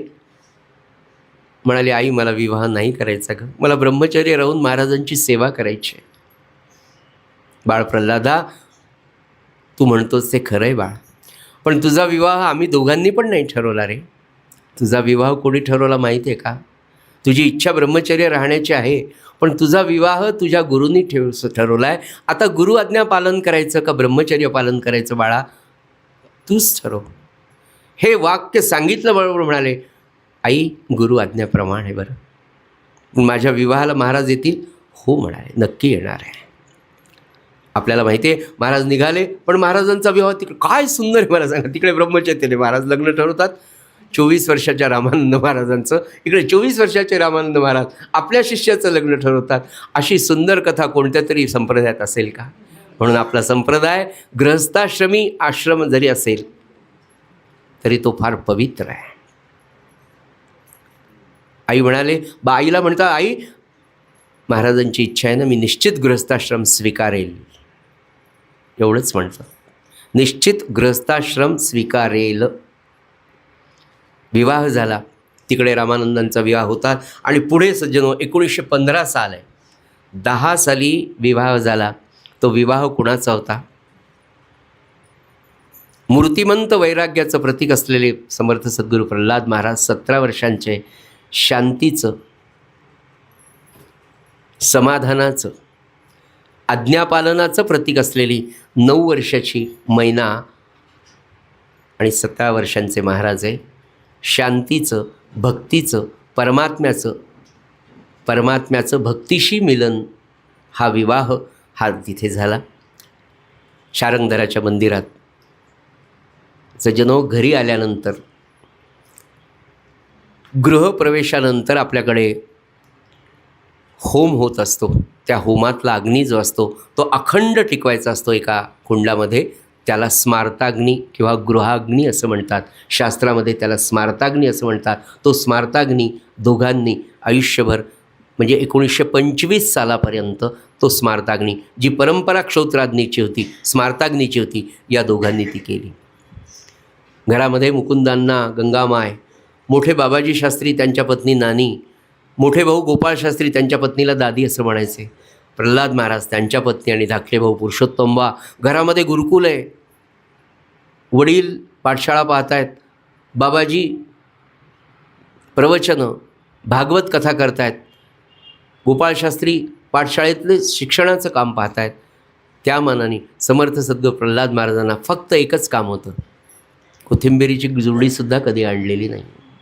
फक्त सकाळी उठायचं आणि संध्याकाळपर्यंत नवे झोपेपर्यंत अखंड नाम, गायत्री पुरश्चरण आणि 13 कोटीचा जप या काळात त्यांचा सुरू आहे. 1910, 11, 12, 13, 14 संपलं. 15 साली मैनाजीचं नाव काळेंच्या घराण्यात आल्यानंतर मैनेचं नाव कृष्णाबाई ठेवण्यात आलं, ज्यांना आपण जिजीमाय असं म्हणतो. 15 वर्षाच्या जिजीमाय झाल्यात. 22 वर्षांचे महाराज झाले. गंगामाईने उत्कृष्ट मुहूर्त पाहिला. ऋतुशांती फलशोभनाचा दिवस आहे सज्जनो. सांगताना अत्यंत संकोच होता, पण ज्या परमात्म्याबरोबर भक्तीचं विवाह झाला त्यांचा फलशोभनाचा दिवस सांगणं एखाद्या शिष्याला किती अवघड असेल याची आपल्याला कल्पना येते. फलशोभनाच्या दिवशी त्या शयन मंदिरामध्ये 2 कोपऱ्यांमध्ये दोघं महाराज उभे आहेत. शयन मंदिरात जायच्या आधी आपल्या श्रीरामाला, आपल्या सद्गुरूला, आपल्या मारुतीरायाला प्रार्थना करतात, मारुतीराया हे सद्गुरूनाथ, आयुष्यभर ब्रह्मचर्य पाळून सद्गुरूंच्या आज्ञेत राहण्याचं मी ठरवलं आहे. मला माझ्या सद्गुरूंची सेवा, माझ्या सद्गुरूंचं कार्य, माझ्या परंपरेचं रामदासी संप्रदायाचं कार्य करायचं आहे, मला सांभाळा. महाराज आत गेले, जिजीमाया आत होत्या. झालेला संवाद इतका सुंदर आहे सज्जनो, की या संवादाने तुमच्या माझ्या कामवासना संपून जातील. इतका उत्कृष्ट आदर्श असा संवाद या 2 महात्म्यांमध्ये झाला आहे. एक महान साध्वी एका कोपऱ्यात उभी आहे. एकीकडे हे परमात्म स्वरूप असलेले समर्थ सद्गुरू प्रल्हाद महाराज आपल्या पत्नीला विचारतात, आपण आनंदासाठी एकत्र आलोय ना? खाली मान घातलेली, नऊवार नेसलेली 15 वर्षाची आपली जिजीमाय मानेनी त्यांच्याकडे न पाहता हो म्हणते. आपल्याला अखंड आनंद हवा आहे ना? हो म्हणाले. आनंद मिळवण्याचे 2 मार्ग आहेत. एक अखंड भगवंताचं नाम घेणं, नाहीतर विषोपभोग घेणं, कामवासना भोगणं. पण म्हणाले कामवासनेनी मिळणारा आनंद अशाश्वत आहे, थोडा आहे, अतृप्तीचा आहे, अखंड अतृप्ती देणार आहे. पण भगवंताच्या नामाचा आनंद हा शाश्वत आहे, अखंड टिकणारा आहे, अखंड आनंद वाढवणारा आहे. अशा वेळेला आपल्याला राम हवा की काम हवा? जिजेबाई म्हणाल्या, मला राम हवा. प्रल्हाद महाराजांनी गळ्यातली माळ काढली, स्वतःच्या कपाळाला लावली आणि अशी त्यांच्याकडे फेकली. दुसऱ्या कोपऱ्यामध्ये त्या उभ्या होत्या. त्यांनी ती घेतली आणि घेताना जी नजरानजर सज्जन झाली प्रल्हाद महाराज आणि जिजीमाईची, त्या नजरेतून शक्तिपात झाला आणि त्या माऊलीची सगळी वासना, इच्छा, आकांक्षा, कामना त्या क्षणी संपून गेल्या. हे खरं असेल का? आपल्या सगळ्यांना कासव माहिती आहे. कासवाचं होणारं प्रजनन आणि कासवाच्या मुलाची होणारी तृप्ती केवळ नजरेने जर प्राण्यांची होत असेल तर महान सत्पुरुष असेल हा सत्पुरुष जेव्हा जिजीमाईकडे पाहतो आणि शक्तिपात करतो, आयुष्याची ती विरक्ती, ते समाधान संपून गेलं. दोघांनीही रात्री म्हणाले, आता आपण दोघंही, तू त्या कोपऱ्यात आणि मी या कोपऱ्यात उभं राहून जप करूया. दोघांनी रात्रभर जप केला. 4:30 पावणे 5ला महाराजांच्या मानसपूजेची वेळ झाली. दोघंही दार उघडून बाहेर आले. अखंड नामाचं तेज आनंदाच्या स्वरूपात सगळ्यांना दिसत होतं. कुणाला काहीच कळलं नाही हा आनंद कशाचा होता. सज्जन हो, तुम्हा आम्हाला सुद्धा माहिती आहे की आपण 25 तासाच्या जपाला जेव्हा बसतो, सकाळी 7ला जपाला सुरुवात करतो, रात्री जपाला बसतो. सकाळी बसताना जेवढी एनर्जी आपली असते, नाम झाल्यावर तेवढीच असते की नाही? कितीतरी लोक आपल्याला विचारतात, का हो तुम्ही थकला नाहीत का? जपाला बसायच्या पूर्वी जेवढी आपली एनर्जी, जेवढी प्रसन्नता असते, जप झाल्यावर तेवढीच असते. त्या चैतन्याच्या सहवासात जेव्हा सज्जन आपण राहतो, त्या नामाच्या सहवासात जेव्हा राहतो ना, तर तिथे आळस कसा येईल, तिथे थकवा कसा येईल, तिथे ती ऊर्जा, ते चैतन्य प्रगट होतं. सज्जन हो, यानंतरच्या संपूर्ण आयुष्यात अनेकांनी पाहिलं, सुदैवाने आम्हाला पाहायला मिळालं, ज्या ज्या वेळेला रामनामाच्या जपाच्या संकल्पाच्या यज्ञाची पूर्णाहुती असायची, जेव्हा महाराज यज्ञाला बसायचे, जेव्हा गुरुजी संकल्प सांगायला सांगायचे आणि जिजीमायला म्हणायचे, जिजीमाय तुम्ही महाराजांच्या हाताला हात लावा. अगदी थरथरत असा हात लावावर. काय सांगा, पत्नी आयुष्यभर बरोबर असताना कधीही दोघांना अशा प्रकारचं वासना निर्माण झाली नाही. गृहस्थाश्रमी परिब्रह्मचारी. सज्जन, नैष्टिक ब्रह्मचर्य विवाह न करता सांभाळणं आणि विवाह करून त्या ब्रह्मचर्याचं पालन करणं, असा संत आपल्याला कधी पाहायला मिळेल का सज्जनो? आपण भाग्यवान आहोत की आपल्या महाराष्ट्रामध्ये नवे नवे आपल्या रामदासी, आपल्या ब्रह्मचैतन्य संप्रदायामध्ये असा संत झाला. 86 वर्षाचं आयुष्य सद्गुरू प्रल्हाद महाराजांना मिळालं. पण त्यांच्या जीवनाचा घाट ब्रह्मचैतन्य आनंदसागर रामानंद प्रल्हाद महाराजांसारखाच राहिला. राहिलेलं आनंदसागरांचं कार्य, राहिलेलं ब्रह्मचैतन्याचं कार्य, राहिलेलं आनंदसागरांना 35 वर्षांचं आयुष्य मिळालं. 44 वर्षांचं आयुष्य फक्त रामानंदांना मिळालं. 25व्या वर्षी त्यांनी देह ठेवला. 68.5 वर्षांचं महाराजांना आयुष्य मिळालं. त्या सगळ्यांचं राहिलेलं रामकार्य, त्या सगळ्यांचं कार्य सेवाव्रत म्हणून आणि मी रामाचा नामाचा दास म्हणून ज्यांनी जगलं, ते तुमचे माझे सद्गुरू प्रल्हाद महाराज. आयुष्यभर व्रतस्थ राहिले, आनंदी राहिले. पूज्य श्री महाराजांविषयी आपल्या सगळ्यांना आदर प्रेम वाटतं, पण जिजीमाईच्या जीवनाचा विचार का अत्यंत, मी तुम्हाला सांगतो, स्त्री सुलभ भावना आहे. आपल्याला अपत्य नसावं. आदरणीय बाबा बेलसरने जिजीमाईला प्रश्न विचारला होता, जिजीमाई तुम्हाला अपत्य नाही, त्याचं दुःख नाही? इमिजिएटली एका सेकंदात मला हे सगळे माझे लेकर आहेत. एवढं विशाल वात्सल्य आणि एवढं विशाल मातृत्व लौकिक अर्थाने कुठलीच शाळा शिकली नाही. सज्जनो, हे सगळं होत असताना, फलशोभनाच्या कार्यक्रमाचा विचार करत असताना जिजीमाईंनी कोणतं साधन केलं होतं? 15व्या वर्षापर्यंत कोणतं शास्त्र त्यांनी शिकलेले होते? पण तरीही एका दृष्टिक्षेपाने, एका शक्तिपाताने माणूस किती बदलू शकतो. आणि आयुष्यभर, मी तर म्हटलं ना, असी धारा व्रतापेक्षाही मोठं व्रत जिजीमायने करून दाखवलं शेवटपर्यंत. ती जिजीमाय आपल्यासाठी वंदनीय आहे, वंदनीय आहे. आणि तीच मायबाई आपण सगळ्यांमध्ये पाहायला शिकणं हा महाराजांचा आदर्श आहे. खेरड्यामध्ये, संप्रदायामध्ये प्रत्येक स्त्रीला मायबाई म्हणण्याची पद्धत आहे. तुम्हाला काय सांगू, प्रल्हाद महाराजांचं जीवनचरित इतकं विलक्षण आहे, इतकं विशाल आहे, इतकं अमानवित्व त्याच्यात भरले की महाराजांच्या समोर एखाद्या स्त्रीला वहिनी, महाराज म्हणायचे वहिनी म्हणूच नाही का, वहिनी म्हटलं तर तिची थट्टा चेष्टा करायची तुम्हाला वृत्ती निर्माण होऊ शकते. ताई, बाई, बाई हा शब्द आईला पॅरलल आहे, म्हणून महाराज बाई म्हणायचे, मायबाई म्हणायचे. ताई म्हणावं म्हणाले कोणत्याही स्त्रीला. केवढी शिकवण आहे. काय सांगू तुम्हाला, प्रल्हाद महाराजांच्या सेवेमध्ये राहिलेल्या सेवेकऱ्यांनी सांगितलं आहे, अहो हा परमात्माच होता, हो परमात्माच होता. कधीही महाराजांनी सेवेकरी जे 24-24 आमच्याकडे आदरणीय विनायकरावजी धानोरकर आपल्यापैकी बऱ्याच जणांना माहीत असे गोंदवलेला दर उत्सवामध्ये असतात 1964 पासून. उंच असे शिडशिडीत पिवळा पटका, देहबोली पूर्ण महाराजांसारखी. 15 वर्ष 24 तास श्रींच्या सेवेत त्यांच्या कृपेने राहिले. ते म्हणाले, मी तुम्हाला काय सांगू महाराज, किती वेळ झाला तुम्ही पाणी पिलं नाही, पाणी देऊ का, बरं दे थोडं. पाणीसुद्धा कधी मागितलं नाही. इतक्या ठिकाणी रामकार्यासाठी अखंड फिरायचे. पहिल्यांदा बैलगाडीतून प्रवास, नंतर एसटीतून प्रवास, मग अगदी आयुष्याच्या शेवटी कुठेतरी एक त्यावेळेला ते कमांडर जीप होत्या, त्याला काही दारही व्यवस्थित नसायचे, कपडेच लावून ती कमांडर जीप होती, त्याच्यातून प्रवास केला. पण कधी कोणाच्या घरी गेले, नैवेद्याला किती उशीर आहे, अजून स्वयंपाक झाला की नाही, आज फराळाला काय आहे, कधीच विचारलं नाही. आपण जर पाहुणे म्हणून माझ्यासारखा गेला 3 वेळा विचारतो, किती वेळ आहे अजून जेवायला. दुपारी 3 वाजेपर्यंत कधी जर नैवेद्य नाही झाला तिथल्या काही कार्यक्रमांमुळे, महाराज कधीच म्हणाले. आपल्याला ते वाटत असेल की ब्रह्मानंद महाराजांना त्यांच्या गुरुबंधूंनी, त्यांच्या सहअध्यायींनी प्रश्न विचारला की यांना का गुरु केलं तू तर एवढा संस्कृत शिकलेला. तेव्हा महाराजांनी जे उत्तर दिलं होतं तेच उत्तर सज्जन हो समर्थ सद्गुरू प्रल्हाद महाराजांसाठी आहे. ते म्हणाले, काही मागितलं असं मी पाहिलं नाही थोरल्या महाराजांनी. अगदी सेम तसं होतं प्रल्हाद महाराजांचं. मी तुम्हाला काय सांगतो, याच्या पुढे तुम्हाला सांगतो शिष्यांनी कसं वागावं. एक शिष्य महाराजांवर सेवेकरी म्हणून गेले होते. खेडं गाव होतं.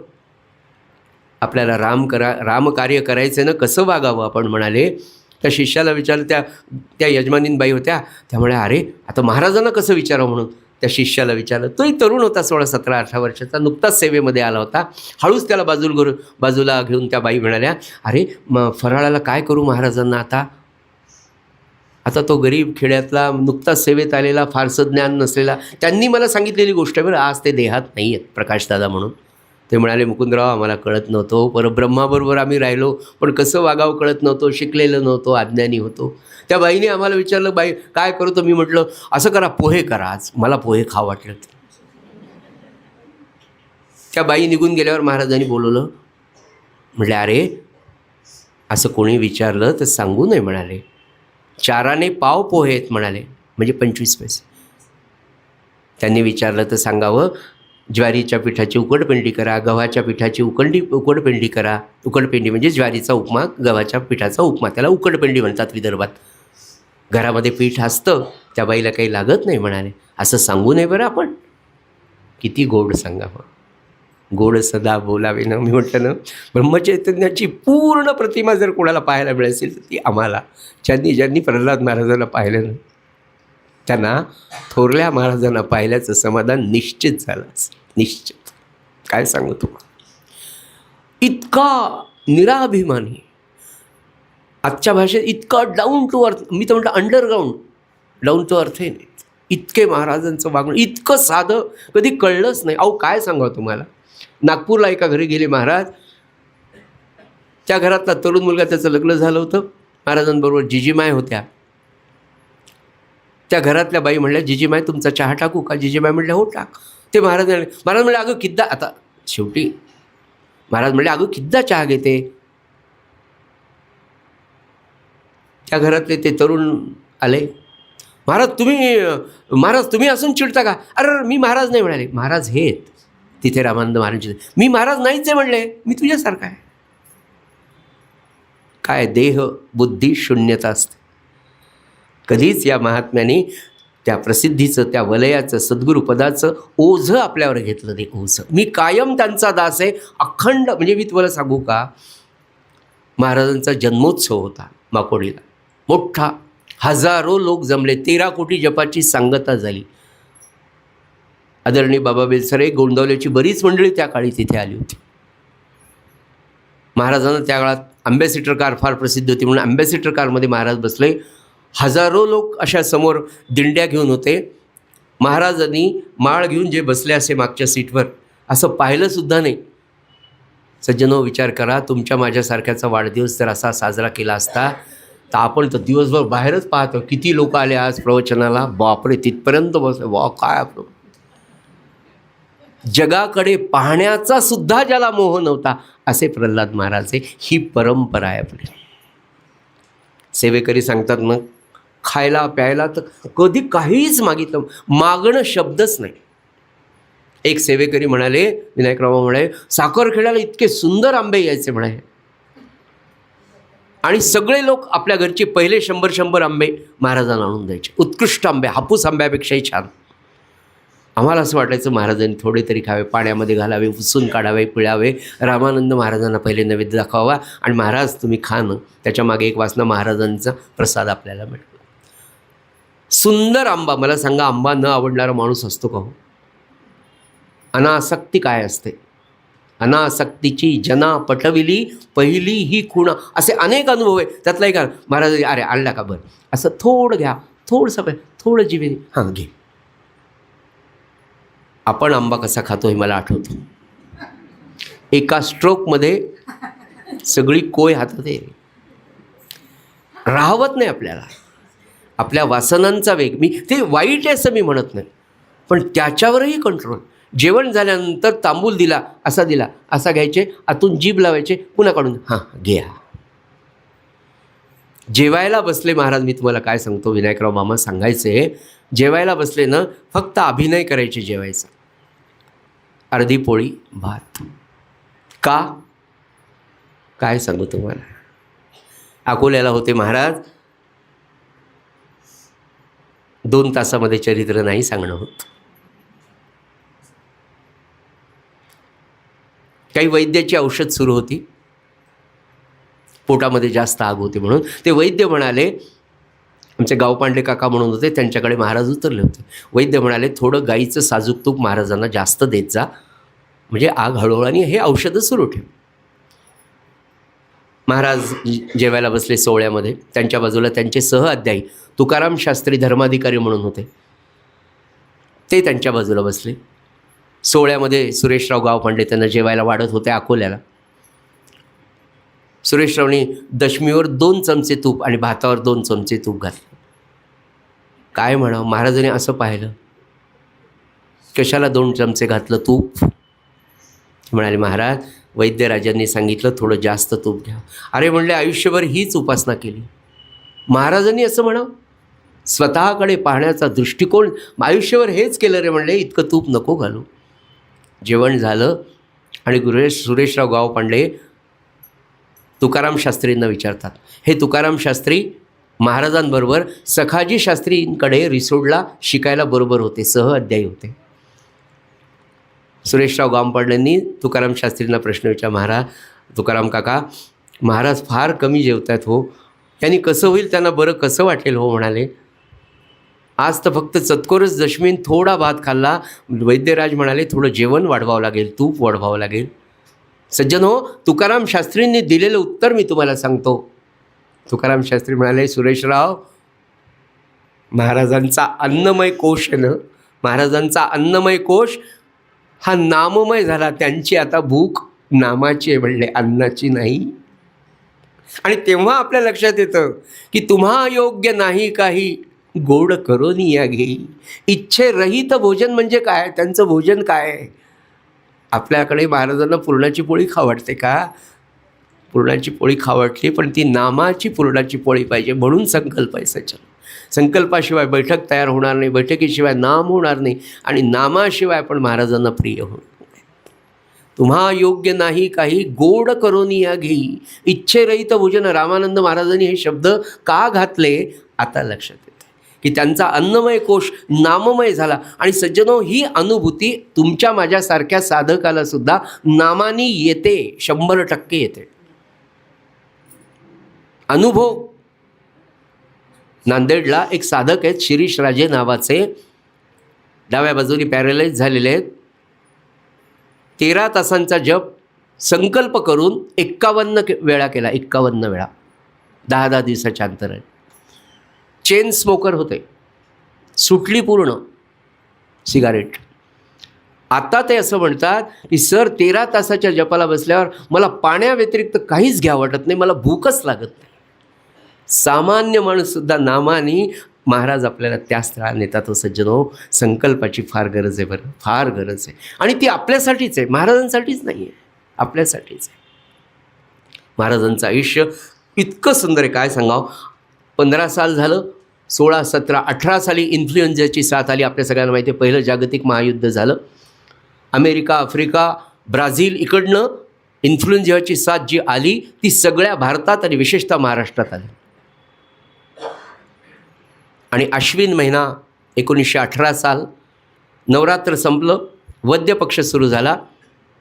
आणि एके दिवशी महाराजांचे मोठे भाऊ, ज्यांचं वय 32 वर्षांचं आहे, अत्यंत विद्वान आहेत, वासुदेव शास्त्री उर्फ त्यांचं नाव बाबाजी असं म्हणायचं, उत्तम पुराण सांगायचे, उत्तम भागवत सांगायचे, आणि अतिशय अधिकारी असलेले, सत्पुरुष असलेले, एका दिवशी अश्विन वद्य अष्टमीच्या दिवशी आपल्या आईला, आपल्या पत्नीला बोलवून घेतात. आईला आईचा हात हातात घेतात. आईला म्हणतात, आई फक्त हो म्हण. आई म्हणाली हो. आईने हो म्हटल्यावर स्वतःच्या पत्नीला, नानीला सांगतात, ही जागा गाईच्या शेणाने सारून घे, याच्यावर दर्भ टाक, याच्यावर पांढरी घोंगडी टाक. आई म्हणाले, अरे आमच्या आधी जायचं. 32 वर्षांचं वय. आई, आपला प्रल्हाद आहे ना, फार मोठा होणार आहे, आपल्या जायचं दुःख कमी व्हावं म्हणून आईला सांगतायत. नवे नवे त्यांना माहीत होतं, आई आपला प्रल्हाद फार मोठा सत्पुरुष होणार आहे, लाखो जीवांचा तो उद्धार करणार आहे. पण आई, माझं कार्य संपलं आहे. आई, मला जावं लागतं. नाही म्हणू नकोस, रडू नकोस. पत्नीला म्हणतात, पाणी सोड, मानस पूजा करतो आहे. त्या घोंगडीवर बसले. रामानंद महाराजांची, आपल्या सद्गुरूंची मानस पूजा केली आणि म्हणाले, दारामध्ये रामानंद महाराज आले. मी जालन्याला निघालो. श्रीराम श्रीराम श्रीराम सगळ्यांना सांगून वासुदेव शास्त्री, बाबाजी, प्रल्हाद महाराजांचे मोठे बंधू अश्विन वद्य अष्टमीच्या दिवशी देह ठेवतात. नवमी जाते, दशमी, एकादशीला मुकुंद अण्णांना ताप येतो, बाबांना महाराजांच्या. एकादशीला ते देह ठेवतात. त्यांची अंतिम यात्रा करून घरी येतात गोपाळ शास्त्री, महाराजांचे दुसरे मोठे भाऊ, इन्फ्लुएन्झाच्या साथीने तेही जातात. द्वादशीच्या दिवशी, दुसऱ्या दिवशी महाराजांचे धाकटे बंधुराज पुरुषोत्तम शास्त्री, त्यांची पत्नी यमुना, द्वादशीला ती देह ठेवते. 4 दिवसात, माफ करा, 5 दिवसात 4 मृत्यू. वडील, 2 भाऊ आणि धाकटी भावजय. 1918 साल, समर्थ सद्गुरू प्रल्हाद महाराजांचं वय केवळ 26 वर्षांचं आहे सज्जन हो. या 26 वर्षात नामसाधने व्यतिरिक्त काहीही केलेलं नाही. किराणा आणायला कधी गेले नाही, कोथिंबीर कधी आणली नाही, पैसा कधी कमवलेला नाही. कसा कमवतात माहीत नाही. पैसा कमवण्याची आवडही नाही, प्रपंचाचीही आवड नाही आहे. वडील गेले, 2 भाऊ गेले, आई विधवा, 2 भावजया विधवा, धाकटा भाऊ. कुणी कुणाचं सांत्वन करायचं. आणि या सगळ्यामध्ये प्रल्हाद महाराज 26 वर्षाचे आईचं सांत्वन करतायत, दोन्ही भावजयांचं सांत्वन करतायत, भावाचं सांत्वन करतायत. 13 कोटी जप झालेला असला तरीही असं महाराजांना म्हणत नाहीत की महाराज एवढा जप केला, 5 दिवसात 4 मृत्यू माझ्या वाटेला यावे. काय काय संत काय असेल सज्जनो, विचार करा. अगदी अध्यात्म परमार्थ बाजूला क्षणभरासाठी ठेवा, लॉजिकली विचार करून पहा. माणूस डिप्रेशनमध्ये गेला असता, नवे नवे आत्महत्या केली असते, नवे नवे हार्ट अटॅकने गेला असता. काय जीवन काय असतं. एवढा मोठा धक्का. पूज्य प्रल्हाद महाराज शांत आहेत, सगळ्यांचं सांत्वन करतायत. आईला समजून सांगतात, आई ज्यांच्या पोटी प्रत्यक्ष परब्रह्म राम आले, त्या कौशल्या मातेला, कैकेयी मातेला, सुमित्रेला सुद्धा वैधव्य आलं ग. ज्यांच्या पोटी राम आला, नको दुःख करू, रामराय याच्यातून बाहेर काढतील. घटना घडल्या, रामानंद महाराज भेटायला आले. महाराज भेटायला आल्यानंतर सगळ्यांचा बांध फुटला. गंगामाय, नानी, दादी, पुरुषोत्तम बुवा आणि श्री महाराज सगळ्यांच्या डोळ्याला धारा लागल्या. रामानंद महाराजांच्या सुद्धा डोळ्याला धारा लागल्या, कारण ते त्या कुटुंबातले होते, स्वतःला त्या कुटुंबाचे समजत होते. आणि रामानंद महाराज गंगामायला आणि दोन्ही सुनांना काय सांगतात, हेच सांगतात, अगं ज्यांचा भाऊ प्रत्यक्ष भगवान गोपालकृष्ण, त्या द्रौपदीला, त्या सुभद्रेला सुद्धा पुत्रशोक तो देहात असताना झाला. रामरायांच्या मातोश्रींना सुद्धा आला. जातील हेही दिवस जातील, आपण नामाला सोडू नका. संपूर्ण विधी होऊस तर 15-20 दिवस रामानंद महाराज खेरड्यात राहतात, निघून जातात. 2018 संपून जातं. 19 पुन्हा महाराज महिन्याला चक्कर मारत आहेत. खिरड्याला महाराज रामानंद महाराज आले आणि रामानंद महाराज आले की खिरड्यातल्या प्रत्येक घरात जावं. महाराज जिथे जातील तिथे समर्थांचा एक समास, त्याच्यावरचं निरूपण कायम होत असं. असं करता करता 1919 साली फाल्गुन महिना आहे, रामानंद महाराज खिरड्याला आलेत. 1.5 वर्ष झाले खिरड्यामध्ये. खिरड्यातले सगळे लोक पाहत आहेत की पूज्य प्रल्हाद महाराज कसे वागतायत. शांत आहेत, स्थिर आहेत. मनात वाचिरे पूर्व संचित केले, तया सारखे भोगणे प्राप्त झाले. हे म्हणणं, हे समजणं आणि त्याहीपेक्षा उमजणं, जाईला माझ्या प्रारब्धाचे भोग आहेत, महाराज आहेत. खिरड्यातली सगळी मंडळी रामानंद महाराज सांगतात, अहो तुमचे शिष्य प्रल्हाद महाराज काय शांतीचा पुतळा आहे, काय वैराग्याचा पुतळा आहे. भिक्षा मागून सगळं व्यवस्थित चाललंय. आणि एके दिवशी रामानंद महाराज एकाच्या घरी बसलेले आहेत. सगळं घर ओसरी भरलेली आहे आणि रामानंद महाराज वैराग्य निरूपणावर आपलं निरूपण करतायत. असंख्य लोक बसलेले आहेत समोर. बाजूला प्रल्हाद महाराज असे उजव्या हाताला हात जोडून उभे आहेत. आणि रामानंद महाराज त्या प्रवचनामध्ये सांगता सांगता, वैराग्याचं निरूपण करता करता रामानंद महाराज म्हणतायत की सज्जन हो, गृहाची आसक्ती म्हणजे घराची, गृहाची आसक्ती आणि प्रपंचाची आसक्ती ही परमार्थ मार्गामधली धोंड आहे. धोंड म्हणजे अडसर आहे. असं वाक्य ते बोलून गेले. पुढे अजून काही बोलले, प्रपंचामध्ये गुंतू नये, गृहामध्ये गुंतू नये, असं सगळं विवेचन चालू होतं. प्रवचन संपलं, लोक निघून गेले. लोकांनी प्रवचन ऐकलं, दुसऱ्या कानाने सोडून दिलं. दुसऱ्या दिवशी रामानंद महाराज जालन्याला निघून गेले आणि प्रल्हाद महाराज या वाक्याचं चिंतन करतायत की सद्गुरूंनी आज सांगितलं की गृहाची आसक्ती सोडावी, प्रपंचाची आसक्ती सोडावी. पहाटे मानसपूजेत उठतात. मानसपूजेमध्ये रामानंद महाराजांची पूजा करतात आणि मानसपूजेमध्ये रामानंद महाराजांच्या कानावर घालतात, महाराज आपण जी काल आज्ञा केली, मला गृहदान करावंसं वाटतं, आपण ते करून घ्या, मी करतो, असं मानसपूजेत सुद्धा म्हटले नाही. शांतपणे विचार करा, काय असते मानसपूजा. मी गृहदान करतो, माझ्या सद्गुरूंनी सांगितलं आहे, मला हे केलं पाहिजे. आपण गोंदवल्याला गेलो, रामानंद महाराजांचं एक पत्र आहे की मी स्वतःसाठी 200-200 रुपयाचे कपडे खरेदी करतो, पण गोंदवल्याला 20-30-40 रुपयाची पावती फाडली तर ओरडू सांगतो. रामानंद महाराजांचं एक पत्र आहे असं. मानसपूजा झाली. सकाळी उठले, आईला दोन्ही वहिनींना जवळ घेऊन बसले. म्हणाले, आई वहिनी माझी एक इच्छा आहे हो. रामानंद महाराजांची अशी आज्ञा झाल्यासारखं मला वाटतं की आपण आपलं घरातलं सगळं पैसा, अडका, सोनं, नाणं, वस्त्र, प्रावरणं, भांडी याच्यासह गृहदान करावं असं मला वाटतं. आपलं काय म्हणणं आहे? आई तर हो म्हणालीच, कारण तिचा डोहाळाच तो होता. पण नानी काय म्हणाल्या, मोठी भाऊजाई काय म्हणाली? महाराजांच्या मोठ्या भाऊजाई नानी ज्या होत्या ना, त्या काय म्हणाल्या, अहो यांची पण ती इच्छा होती गृहदान करण्याची, तुम्ही करताय त्यांना किती बरं वाटेल. काय कुटुंब आहे सज्जन हो. 2018 साली सगळे गेलेत. 19 सालचा शेवटचा महिना फाल्गुन सुरू आहे. कुटुंब कसं असावं, नवे नवे भारतीय कुटुंब कसं असायचं याचं उत्तम उदाहरण आपल्याला पाहायला मिळतं. मोठ्या वहिनी म्हणाल्या, हो झालं.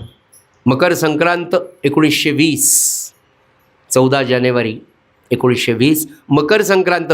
पूज्य श्री प्रल्हाद महाराजांनी गावातले हरिभाऊ माई नावाचे एक ब्राह्मण होते, त्यांना बोलवलं. त्याच्या आधी जेवढं सोनं नाणं होतं ते विकून पैसे केले, जेवढी शेती होती ते विकून त्याचे पैसे केले.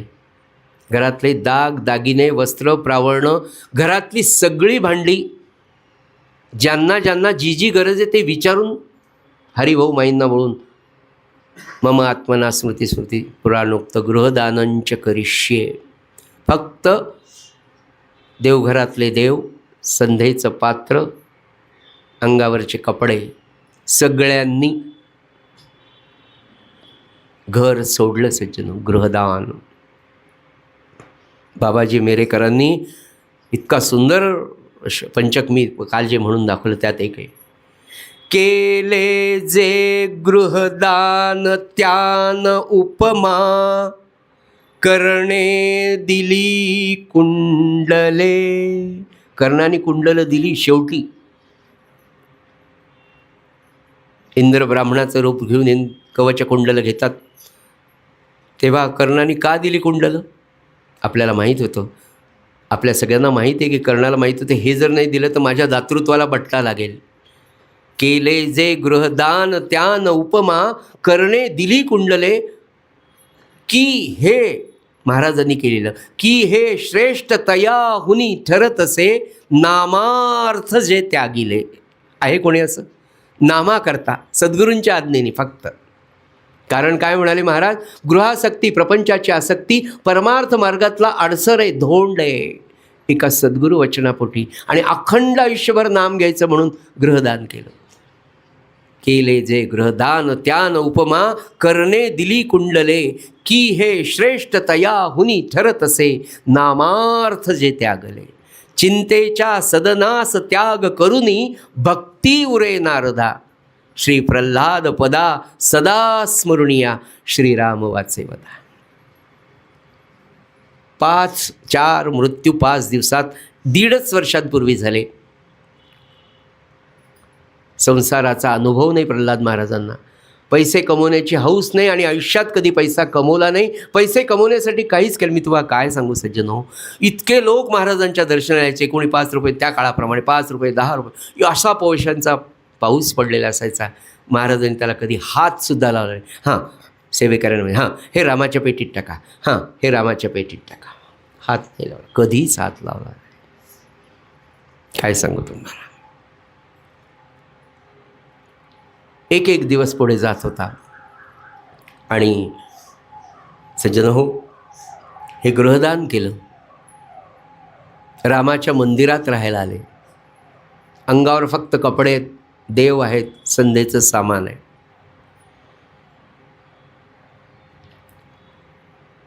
लगेच रामदासी दीक्षा घेतलेली होती, झोळी घेतली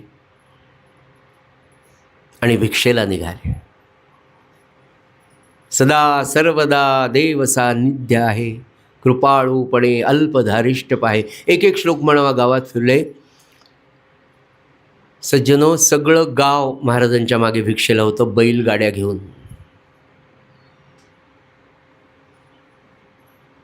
किती भिक्षा यावी.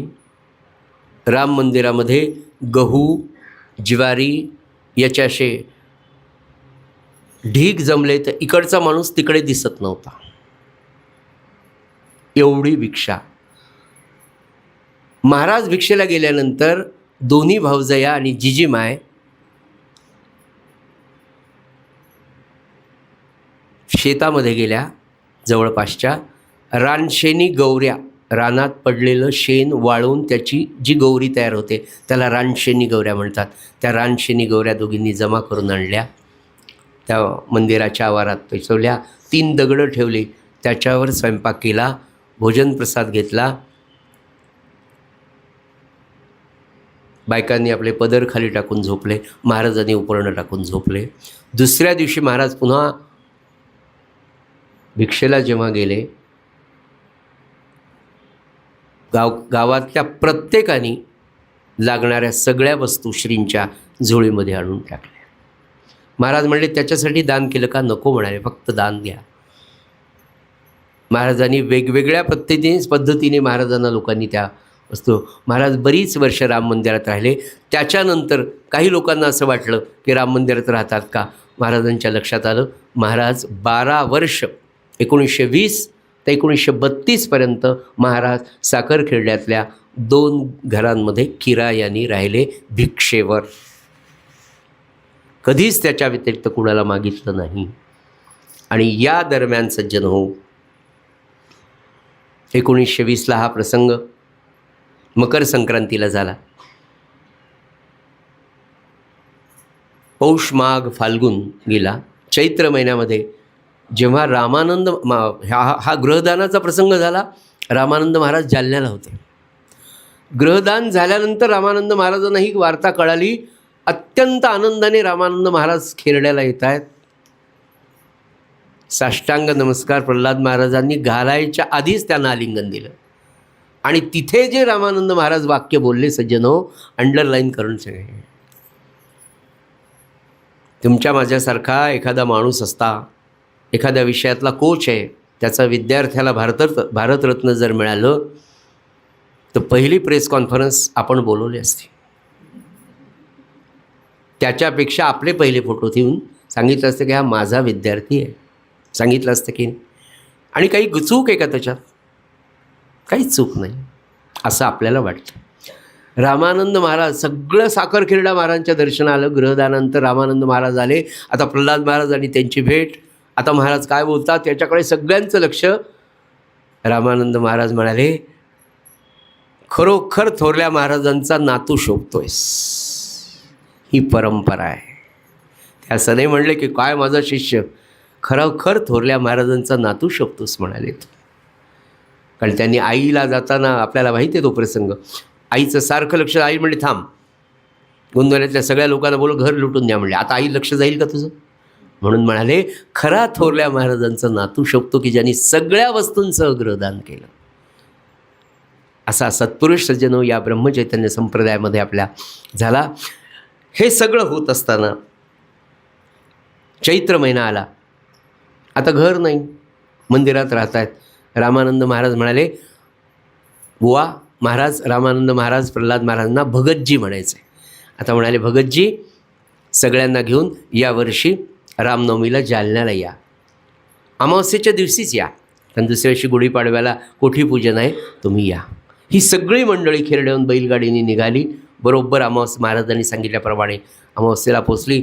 आणि 1920 साली सद्गुरू रामानंद महाराजांनी प्रल्हाद महाराजांना आज्ञा केली की म्हणजे गुढीपाडवा ते रामनवमीपर्यंत अध्यात्म रामायण या खांबाला टेकून तुम्ही सांगायचं. 1920 ते 1975पर्यंत पूज्य प्रल्हाद महाराजांनी अध्यात्म रामायण जालन्याच्या राम मंदिरामध्ये 75 सालापर्यंत सांगितलं. रामनवमीच्या दिवशी रामजन्म झाला. सद्गुरू रामानंद महाराज देहात होते. 1920चा प्रसंग आहे. रामजन्माचा गुलाल झाला. सगळीकडे आनंदाने जयघोष सुरू होता. तेवढ्या गर्दीमध्ये रामानंद महाराजांनी प्रल्हाद महाराजांचा हात धरला. पटकन रामाच्या गाभाऱ्यात नेलं, रामाच्या जालन्याच्या. आणि रामानंद महाराजांना 1904 साली गुरुपौर्णिमेच्या दिवशी 27 जुलै 1904 गुरुपौर्णिमा, थोरल्या महाराजांनी छोट्या काळ्या गंडकी शिळेवर कोरलेलं रामपंचायतन ब्रह्मचैतन्य महाराजांनी एका यात्रेतून आणलं होतं, जपून ठेवलेलं होतं. ते रामपंचायतन 1904 साली रामानंद महाराजांना ब्रह्मचैतन्य महाराजांनी दिलं. सज्जन हो, खरं म्हणजे ते ब्रह्मचैतन्याचं आत्मलिंगच होतं, ते प्रत्यक्ष रामच होते. त्यांची प्रतिकृतीच त्यांनी रामानंद महाराजांना दिली. 16 वर्ष त्याची पूजा रामानंद महाराजांनी केली आणि 1920 साली रामनवमीच्या दिवशी रामजन्मानंतर ते रामपंचायतन प्रल्हाद महाराजांना दिलं. म्हणाले, बाळ, माझ्या सद्गुरूंनी दिलेलं हे रामपंचायतने, याची पूजा, अभिषेक, तीर्थ घेतल्याशिवाय पाणीसुद्धा प्यायचं नाही. महाराज देहात होते तोपर्यंत ते रामपंचायतनाची पूजा अशाच पद्धतीने करून तीर्थ घेतल्याशिवाय जेवत नसत, पाणीसुद्धा घेत नसत. ते रामपंचायतन आजही आपल्याला सद्गुरू प्रल्हाद महाराजांनी देह ठेवल्यानंतर रामानंद महाराजांच्या पायथ्याशीच ते ठेवलेलं आहे. रामानंद महाराजांच्या जवळच ठेवलं आहे, पायथ्याशी नाही, माफ करा. आणि महाराजांनी देह सांगा की हे रामपंचायतनच पुढे हा संप्रदाय वाढवेल, म्हणून आपल्याकडे गादी परंपरा नाही आहे.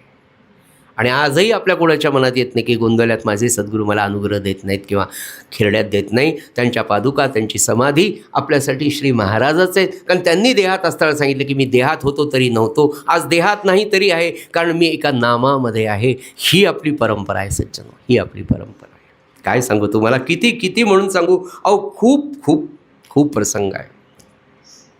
मला प्रसंगापेक्षा नामाचं महात्म्य आपल्यापर्यंत पोचवायचं आहे.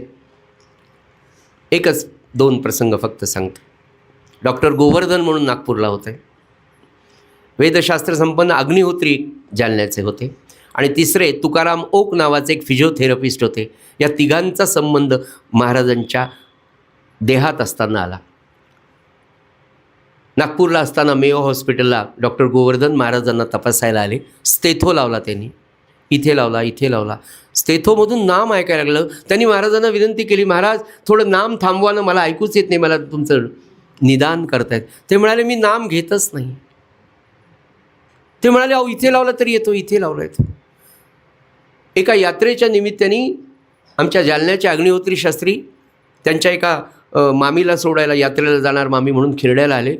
जुनं खिरड्याचं मंदिर, फार छोटी जागा, 700-800 माणसं आले. दुसऱ्या दिवशी यात्रा निघणार. सगळेजणांची झोपायची व्यवस्था जिजीमाय महाराजांनी केली, पण अग्निहोत्री शास्त्रीनं झोपायला जागाच नाही. महाराजांच्या लक्षात आले, म्हणजे शास्त्रीबाबा जागा नाही का. महाराजांनी स्वतःची गोंगडी मोठी केली, माझ्याजवळ झोप. आता महाराजांच्या जवळ झोपायचं म्हटल्यावर अग्निहोत्री शास्त्री अंग चोरून असे त्यांच्याजवळ झोपले. महाराज या अंगावर असं मान करून झोपले. महाराजांची पाठ आणि अग्निहोत्रींचा कान जवळजवळ आले. रात्री 2:30-3 वाजले, 3:30 वाजले. पाठीमधून महाराजांच्या नाम ऐकतात अग्निहोत्री शास्त्री, अखंड नाम, अखंड नाम. तिसरे तुकाराम ओक नावाचे जे महाराजांचा एकदा पाय मुरगळला, नागपूरला होते. तो रोज फिजिओथेरपिस्ट पाय चोळायला यायचा.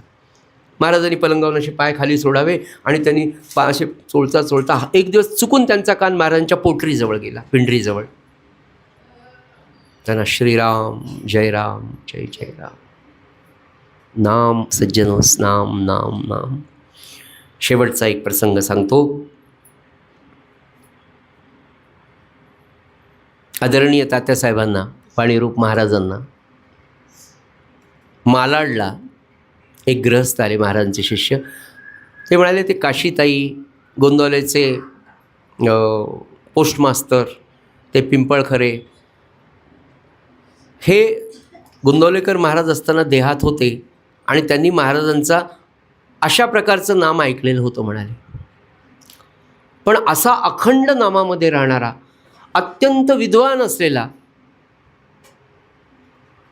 पण अखंड नामात राहणारा आणि देहबुद्धी शून्य असलेला असा कोणी महात्मा तुम्ही पाहिला आहे का, असं त्यांनी तात्यासाहेबांना विचारलं. तात्यासाहेब म्हणे, मी पाहिला आहे. मग आम्हाला पाहायला मिळेल का? ते म्हणाले, हो पाहायला मिळेल. तात्यासाहेब म्हणाले, तुम्ही गोंदवल्याच्या पुण्यतिथीच्या उत्सवाला या, मी तुम्हाला दाखवतो. ते गृहस्थ आले गोंदवल्यात. अष्टमी नवमीचा दिवस होता. दशमीला आपल्या महाराजांची पुण्यतिथी असते. ते जाऊन बरोबर पुन्हा तात्यासाहेब मला ते ग्रहस्थ दाखवता का म्हणाले. तुम्ही मला सांगितले की ज्यांच्या शरीरातून नाम ऐकू येतं आणि जे अत्यंत विद्वान आहेत पण देहबुद्धी ज्यांची शून्य आहे, जे अगदी आपल्या गोंदवलेकर महाराजांसारखेच आहेत.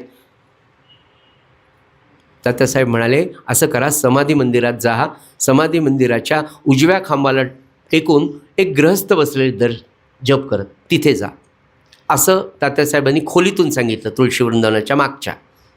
ते गृहस्थ लगेच आपल्या समाधी मंदिरात आले. तात्यासाहेबांनी तिकडे सांगायच्या उशीर की जे गृहस्थ त्या खांबाला टेकून बसले ते गृहस्थ उठले, समाधीचं दर्शन घेतले, मागच्या दाराने, हे पुढच्या दाराने आत गेले. तुळशीच्या त्या खांबाच्या जवळ फक्त आसन होतं. इकडे तिकडे पाहिलं, त्या खांबाजवळ तर आत्ता दिसले ना, आता कुठे गेले म्हणून त्या खांबाजवळ गेले आणि त्या आसनाला नमस्कार केला. गोंदावल्यातल्या उजव्या बाजूच्या खांबाच्या खाली ज्याच्यावर ते गृहस्थ बसले होते त्या आसनाला त्यांनी नमस्कार केला. त्या आसनामधून श्रीराम जयराम जय जयराम ऐकू आलं. ते गृहस्थ होते समर्थ सद्गुरू प्रल्हाद महाराज. महाराजांनी स्वतः सांगितलं ना, तो ओंकार. ब्रह्मचैतन्य महाराज म्हणाले पटवारी मावशी, त्या मावशीला, पटाईत मावशीला, तो ओंकार ओंकार म्हणतात ना, तो मीच आहे, मी नामच आहे, मी नामावतार आहे, असंच आपल्या सद्गुरूंनी आपल्याला सांगितलं ना. आणि अजून एक प्रसंग, 4 मार्च 1932 साली वाणीरूप महाराज, आपला कालचा प्रसंग, समर्थ सद्गुरू रामानंद महाराजांच्या पादुका स्थापनेला आले होते. 4 मार्च 1932 माघ वद्य द्वादशी, रामानंद महाराजांच्या पादुका स्थापन झाल्या. त्या दिवशी तात्यासाहेबांचं प्रवचन झालं. त्या प्रवचनात काय सांगितलं हे मी तुम्हाला कालच सांगितलं की या खेरड्यामध्ये माझ्या पांडुरंगबांची उपासना वाढलेली पाहिजे. माझे पांडुरंगबुवा आणि प्रल्हादबुवा आणि मी वेगळे नाहीत, असं सगळं प्रवचन वगैरे झालं. त्या दिवशीचा मुक्काम आणि तात्यासाहेबांचा झाला. आणि मग दुसऱ्या दिवशी तात्यासाहेब साखर खेरड्याहून निघाले. त्या संध्याकाळची घटना आहे पहा. त्या संध्याकाळी समर्थ सद्गुरू प्रल्हाद महाराज वाणीरूप महाराजांच्या म्हणजे तात्यासाहेबांच्या देहात त्यांना नमस्कार करायला लागले. तात्यासाहेब काय म्हणाले, हा असं का करता आपण, मला नमस्कार नका करू. प्रल्हाद महाराज म्हणाले, अहो असं का करता, मला नमस्कार करू द्या ना. काय दोघांची विनम्रता आहे. एकाच्या देहातून ब्रह्मचैतन्य बोलत आहेत आणि एक परब्रह्मस्वरूप त्यांच्या कृपेने प्रल्हाद महाराज समोर आहे. दोघांची विनम्रता बघा. प्रल्हाद महाराज तात्यासाहेबांना नमस्कार करतात, ते म्हणतात तुम्ही करू नका मला, आणि हे म्हणतात तुम्ही मला का नमस्कार करू देत नाहीत. पुन्हा प्रल्हाद महाराज म्हणतात तुम्ही मला का नमस्कार करू देत नाही, तात्यासाहेबांना विचारतायत. तेव्हा तात्यासाहेब काय म्हणाले, वाणीरूप महाराजच काय म्हणाले, काय सांगू तुम्हाला. ते म्हणाले, अहो प्रल्हाद महाराजांना ते म्हणाले, तुम्ही नित्य ब्रह्म आहात, मी नैमित्तिक ब्रह्म आहे. तुम्ही प्रल्हाद महाराजांना तात्यासाहेब म्हणतात तुम्ही नित्य ब्रह्म आहात, मी नैमित्तिक आहे. पेटीवर बसल्यानंतर वाणी आविष्काराने प्रगट होतो आहे. ही आपल्या संप्रदायातली विनम्रता आहे. नवे नवे माझं लेकरू किती मोठं आहे, जसं रामानंदांना त्यांनी म्हटलं तसं असं म्हटलं आहे.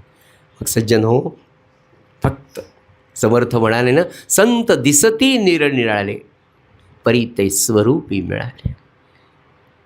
जेथे नाम तेथे माझे प्राण, ही सांभाळावी खून. किती सत्य आहे, किती सत्य आहे. म्हणजे मी म्हटलं ना तुम्हाला, 1845 साली जन्माला हा महात्मा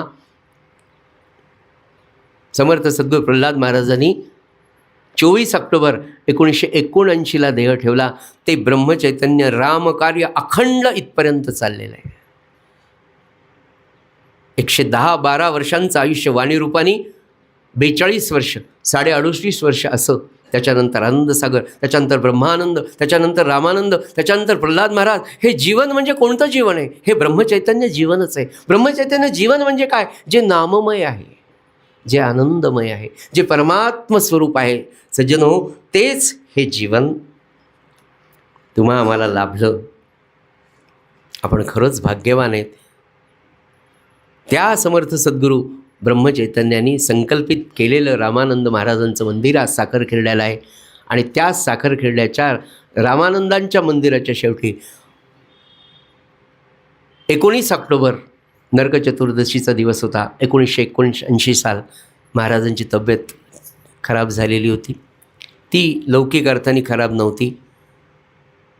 जसं ते काल म्हणाले की संतांची कासावीसी ही शरीराची नसती, ती आपण नाम घेत नाही म्हणून ती कासावीसी असते.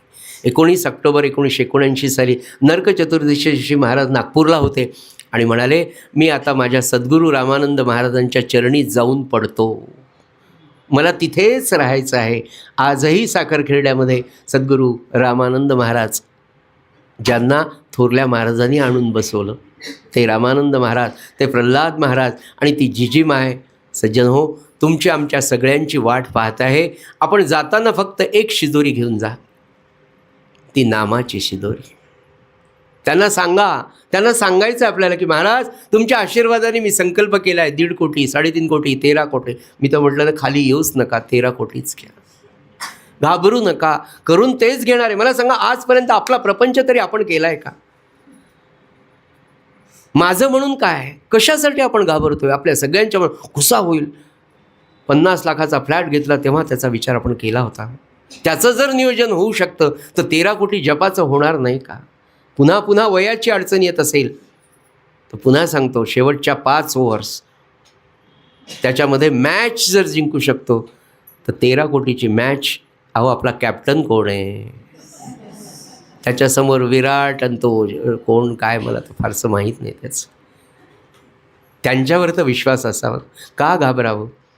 आणि थोडी बळजबरी, थोडं नाही करायची, उपासना करायचीच, नाम घ्यायचंच. अहो, सगळ्या गोष्टीला वेळ. मला वेळच नाही म्हणणारा माणूस जेवल्याशिवाय राहतो का? शौच मुखमार्जनाशिवाय राहतो का?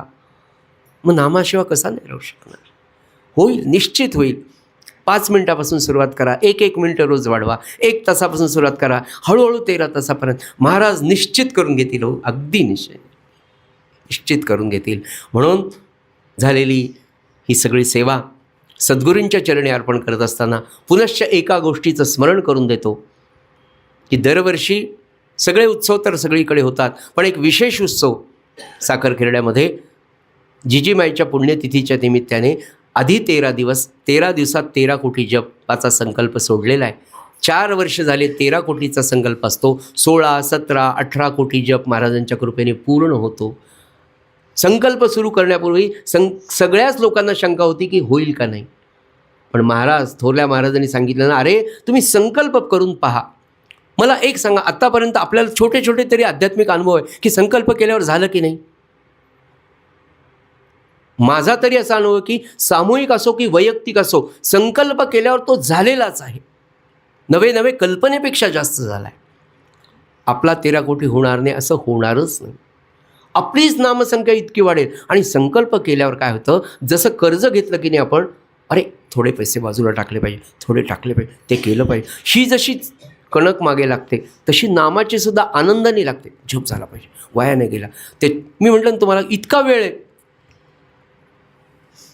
घरच्यांनी आपल्याला चहा करून आणून देईपर्यंत सकाळ महाराज टाईम चालण्यापेक्षा 2 माळा होता.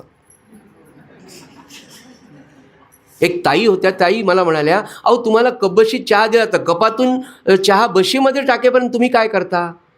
3 वेळा तर नाम होईल की नाही? मग 3 वेळा नाम म्हणजे काही साधी गोष्ट आहे का? एका नामाने जर इतकी पापक जळून जातात तर 3 नामाने किती जातील? अशा माळांनी किती जातील? आणि काउंट करावंच लागणार आहे.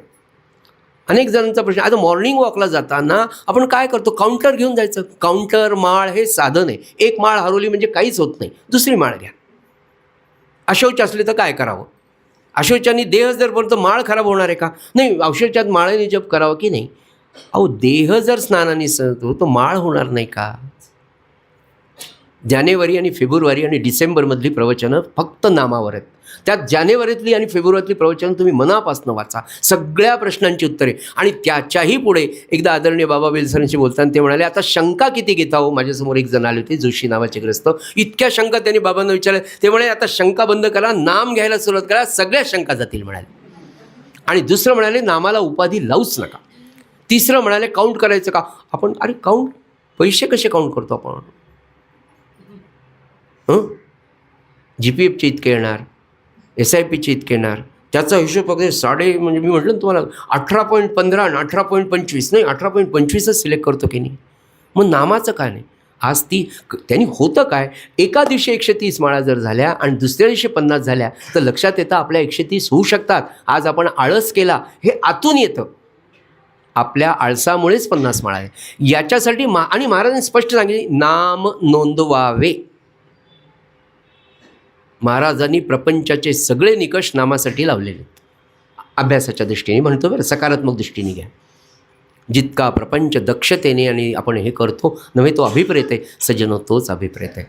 माझ्या सांगण्यामध्ये गेल्या 2-3 दिवसात काही चुकलं असेल, कुणाचे अंतःकरण दुखलं असेल तर मी क्षमा आपल्यासाठी प्रार्थना करतो. आणि जे काही उत्तम आनंददायी तुम्हाला मिळालं असेल तर खरं सांगतो यात माझं काही नाही. जे काही आहे ते आपल्या परंपरेचं आहे, आपल्या महाराजांचं आहे. हे सद्गुरूंच्या चरणी अर्पण करतो. आपल्या सगळ्यांना साखरखेड्याला जपासाठी निमंत्रित करतो. दुसरं, 2029 ते 32 साखरखेड्यामध्ये 13 कोटीचे 100 जप होणार आहेत. त्या 100 जपांना आपण अवश्य या. आजच इथे महाराजांना सांगा की महाराज आम्ही जाणार आहेत, आणि बिलकुल काळजी करू नका. तोपर्यंत आपल्याला देह ठेवायचा नाही आणि जाणार नाही. त्याही पुढे मी जाऊन सांगतो की सज्जनो, आपण करोनामध्ये वाचलो. आपलं काय कर्तृत्व आहे? आपल्या सगळ्यांचं हे खरंच बोनस आयुष्य.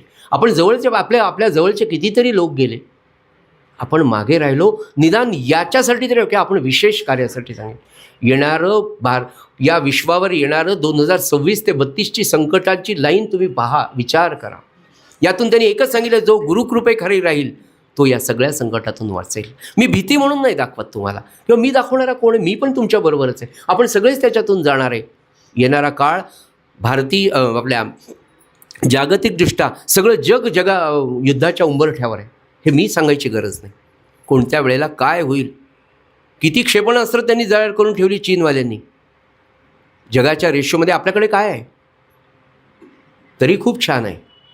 पण त्यांनी एकच सांगितलं की या सगळ्या संकटांमध्ये जास्तीत जास्त माणसं वाचणाऱ्यांची संख्या भारतवर्षामध्ये राहणार आहे. दुसरं सांगितलं, जे गुरुकृपेखाली असतील ते वाचणार आहेत. असे जर एक्सपर्ट सांगत असेल, आपण त्यातले नाही. पण नामाला सोडून राहू नका. 29 ते 32च्या कार्यासाठी आपण वैयक्तिक संकल्प करा, तो आपल्याच अकाउंटला जमा करा. आपण जेव्हा सामूहिक जप करतो तेव्हा तिथे जाऊन तो जप नोंदवा. आपण आपल्या अकाउंटला आपले किती झाले आपले, आणि तो आपण सगळ्यांनी छानपैकी काउंट करावा. नाम आपल्यासाठी बाकीची ही साधनं आहे, आपलं साध्य आहे. ब्रह्मानंद महाराजांनी सांगितलं की झोपेत सुद्धा नाम व्हावे, इतकं नाम होण्यासाठी अखंड नामाचा अभ्यास करण्याची गरज आहे सज्जन हो. तो त्यांच्या कृपेने, त्यांना शरण गेल्याने होतो, असा आपल्या सगळ्यांचा अनुभव आहे. तोच माझाही अनुभव आहे. झालेली सेवा सद्गुरूंच्या चरणी अर्पण करतो आणि माझ्या वाणीला विराम देतो. श्रीराम समर्थ.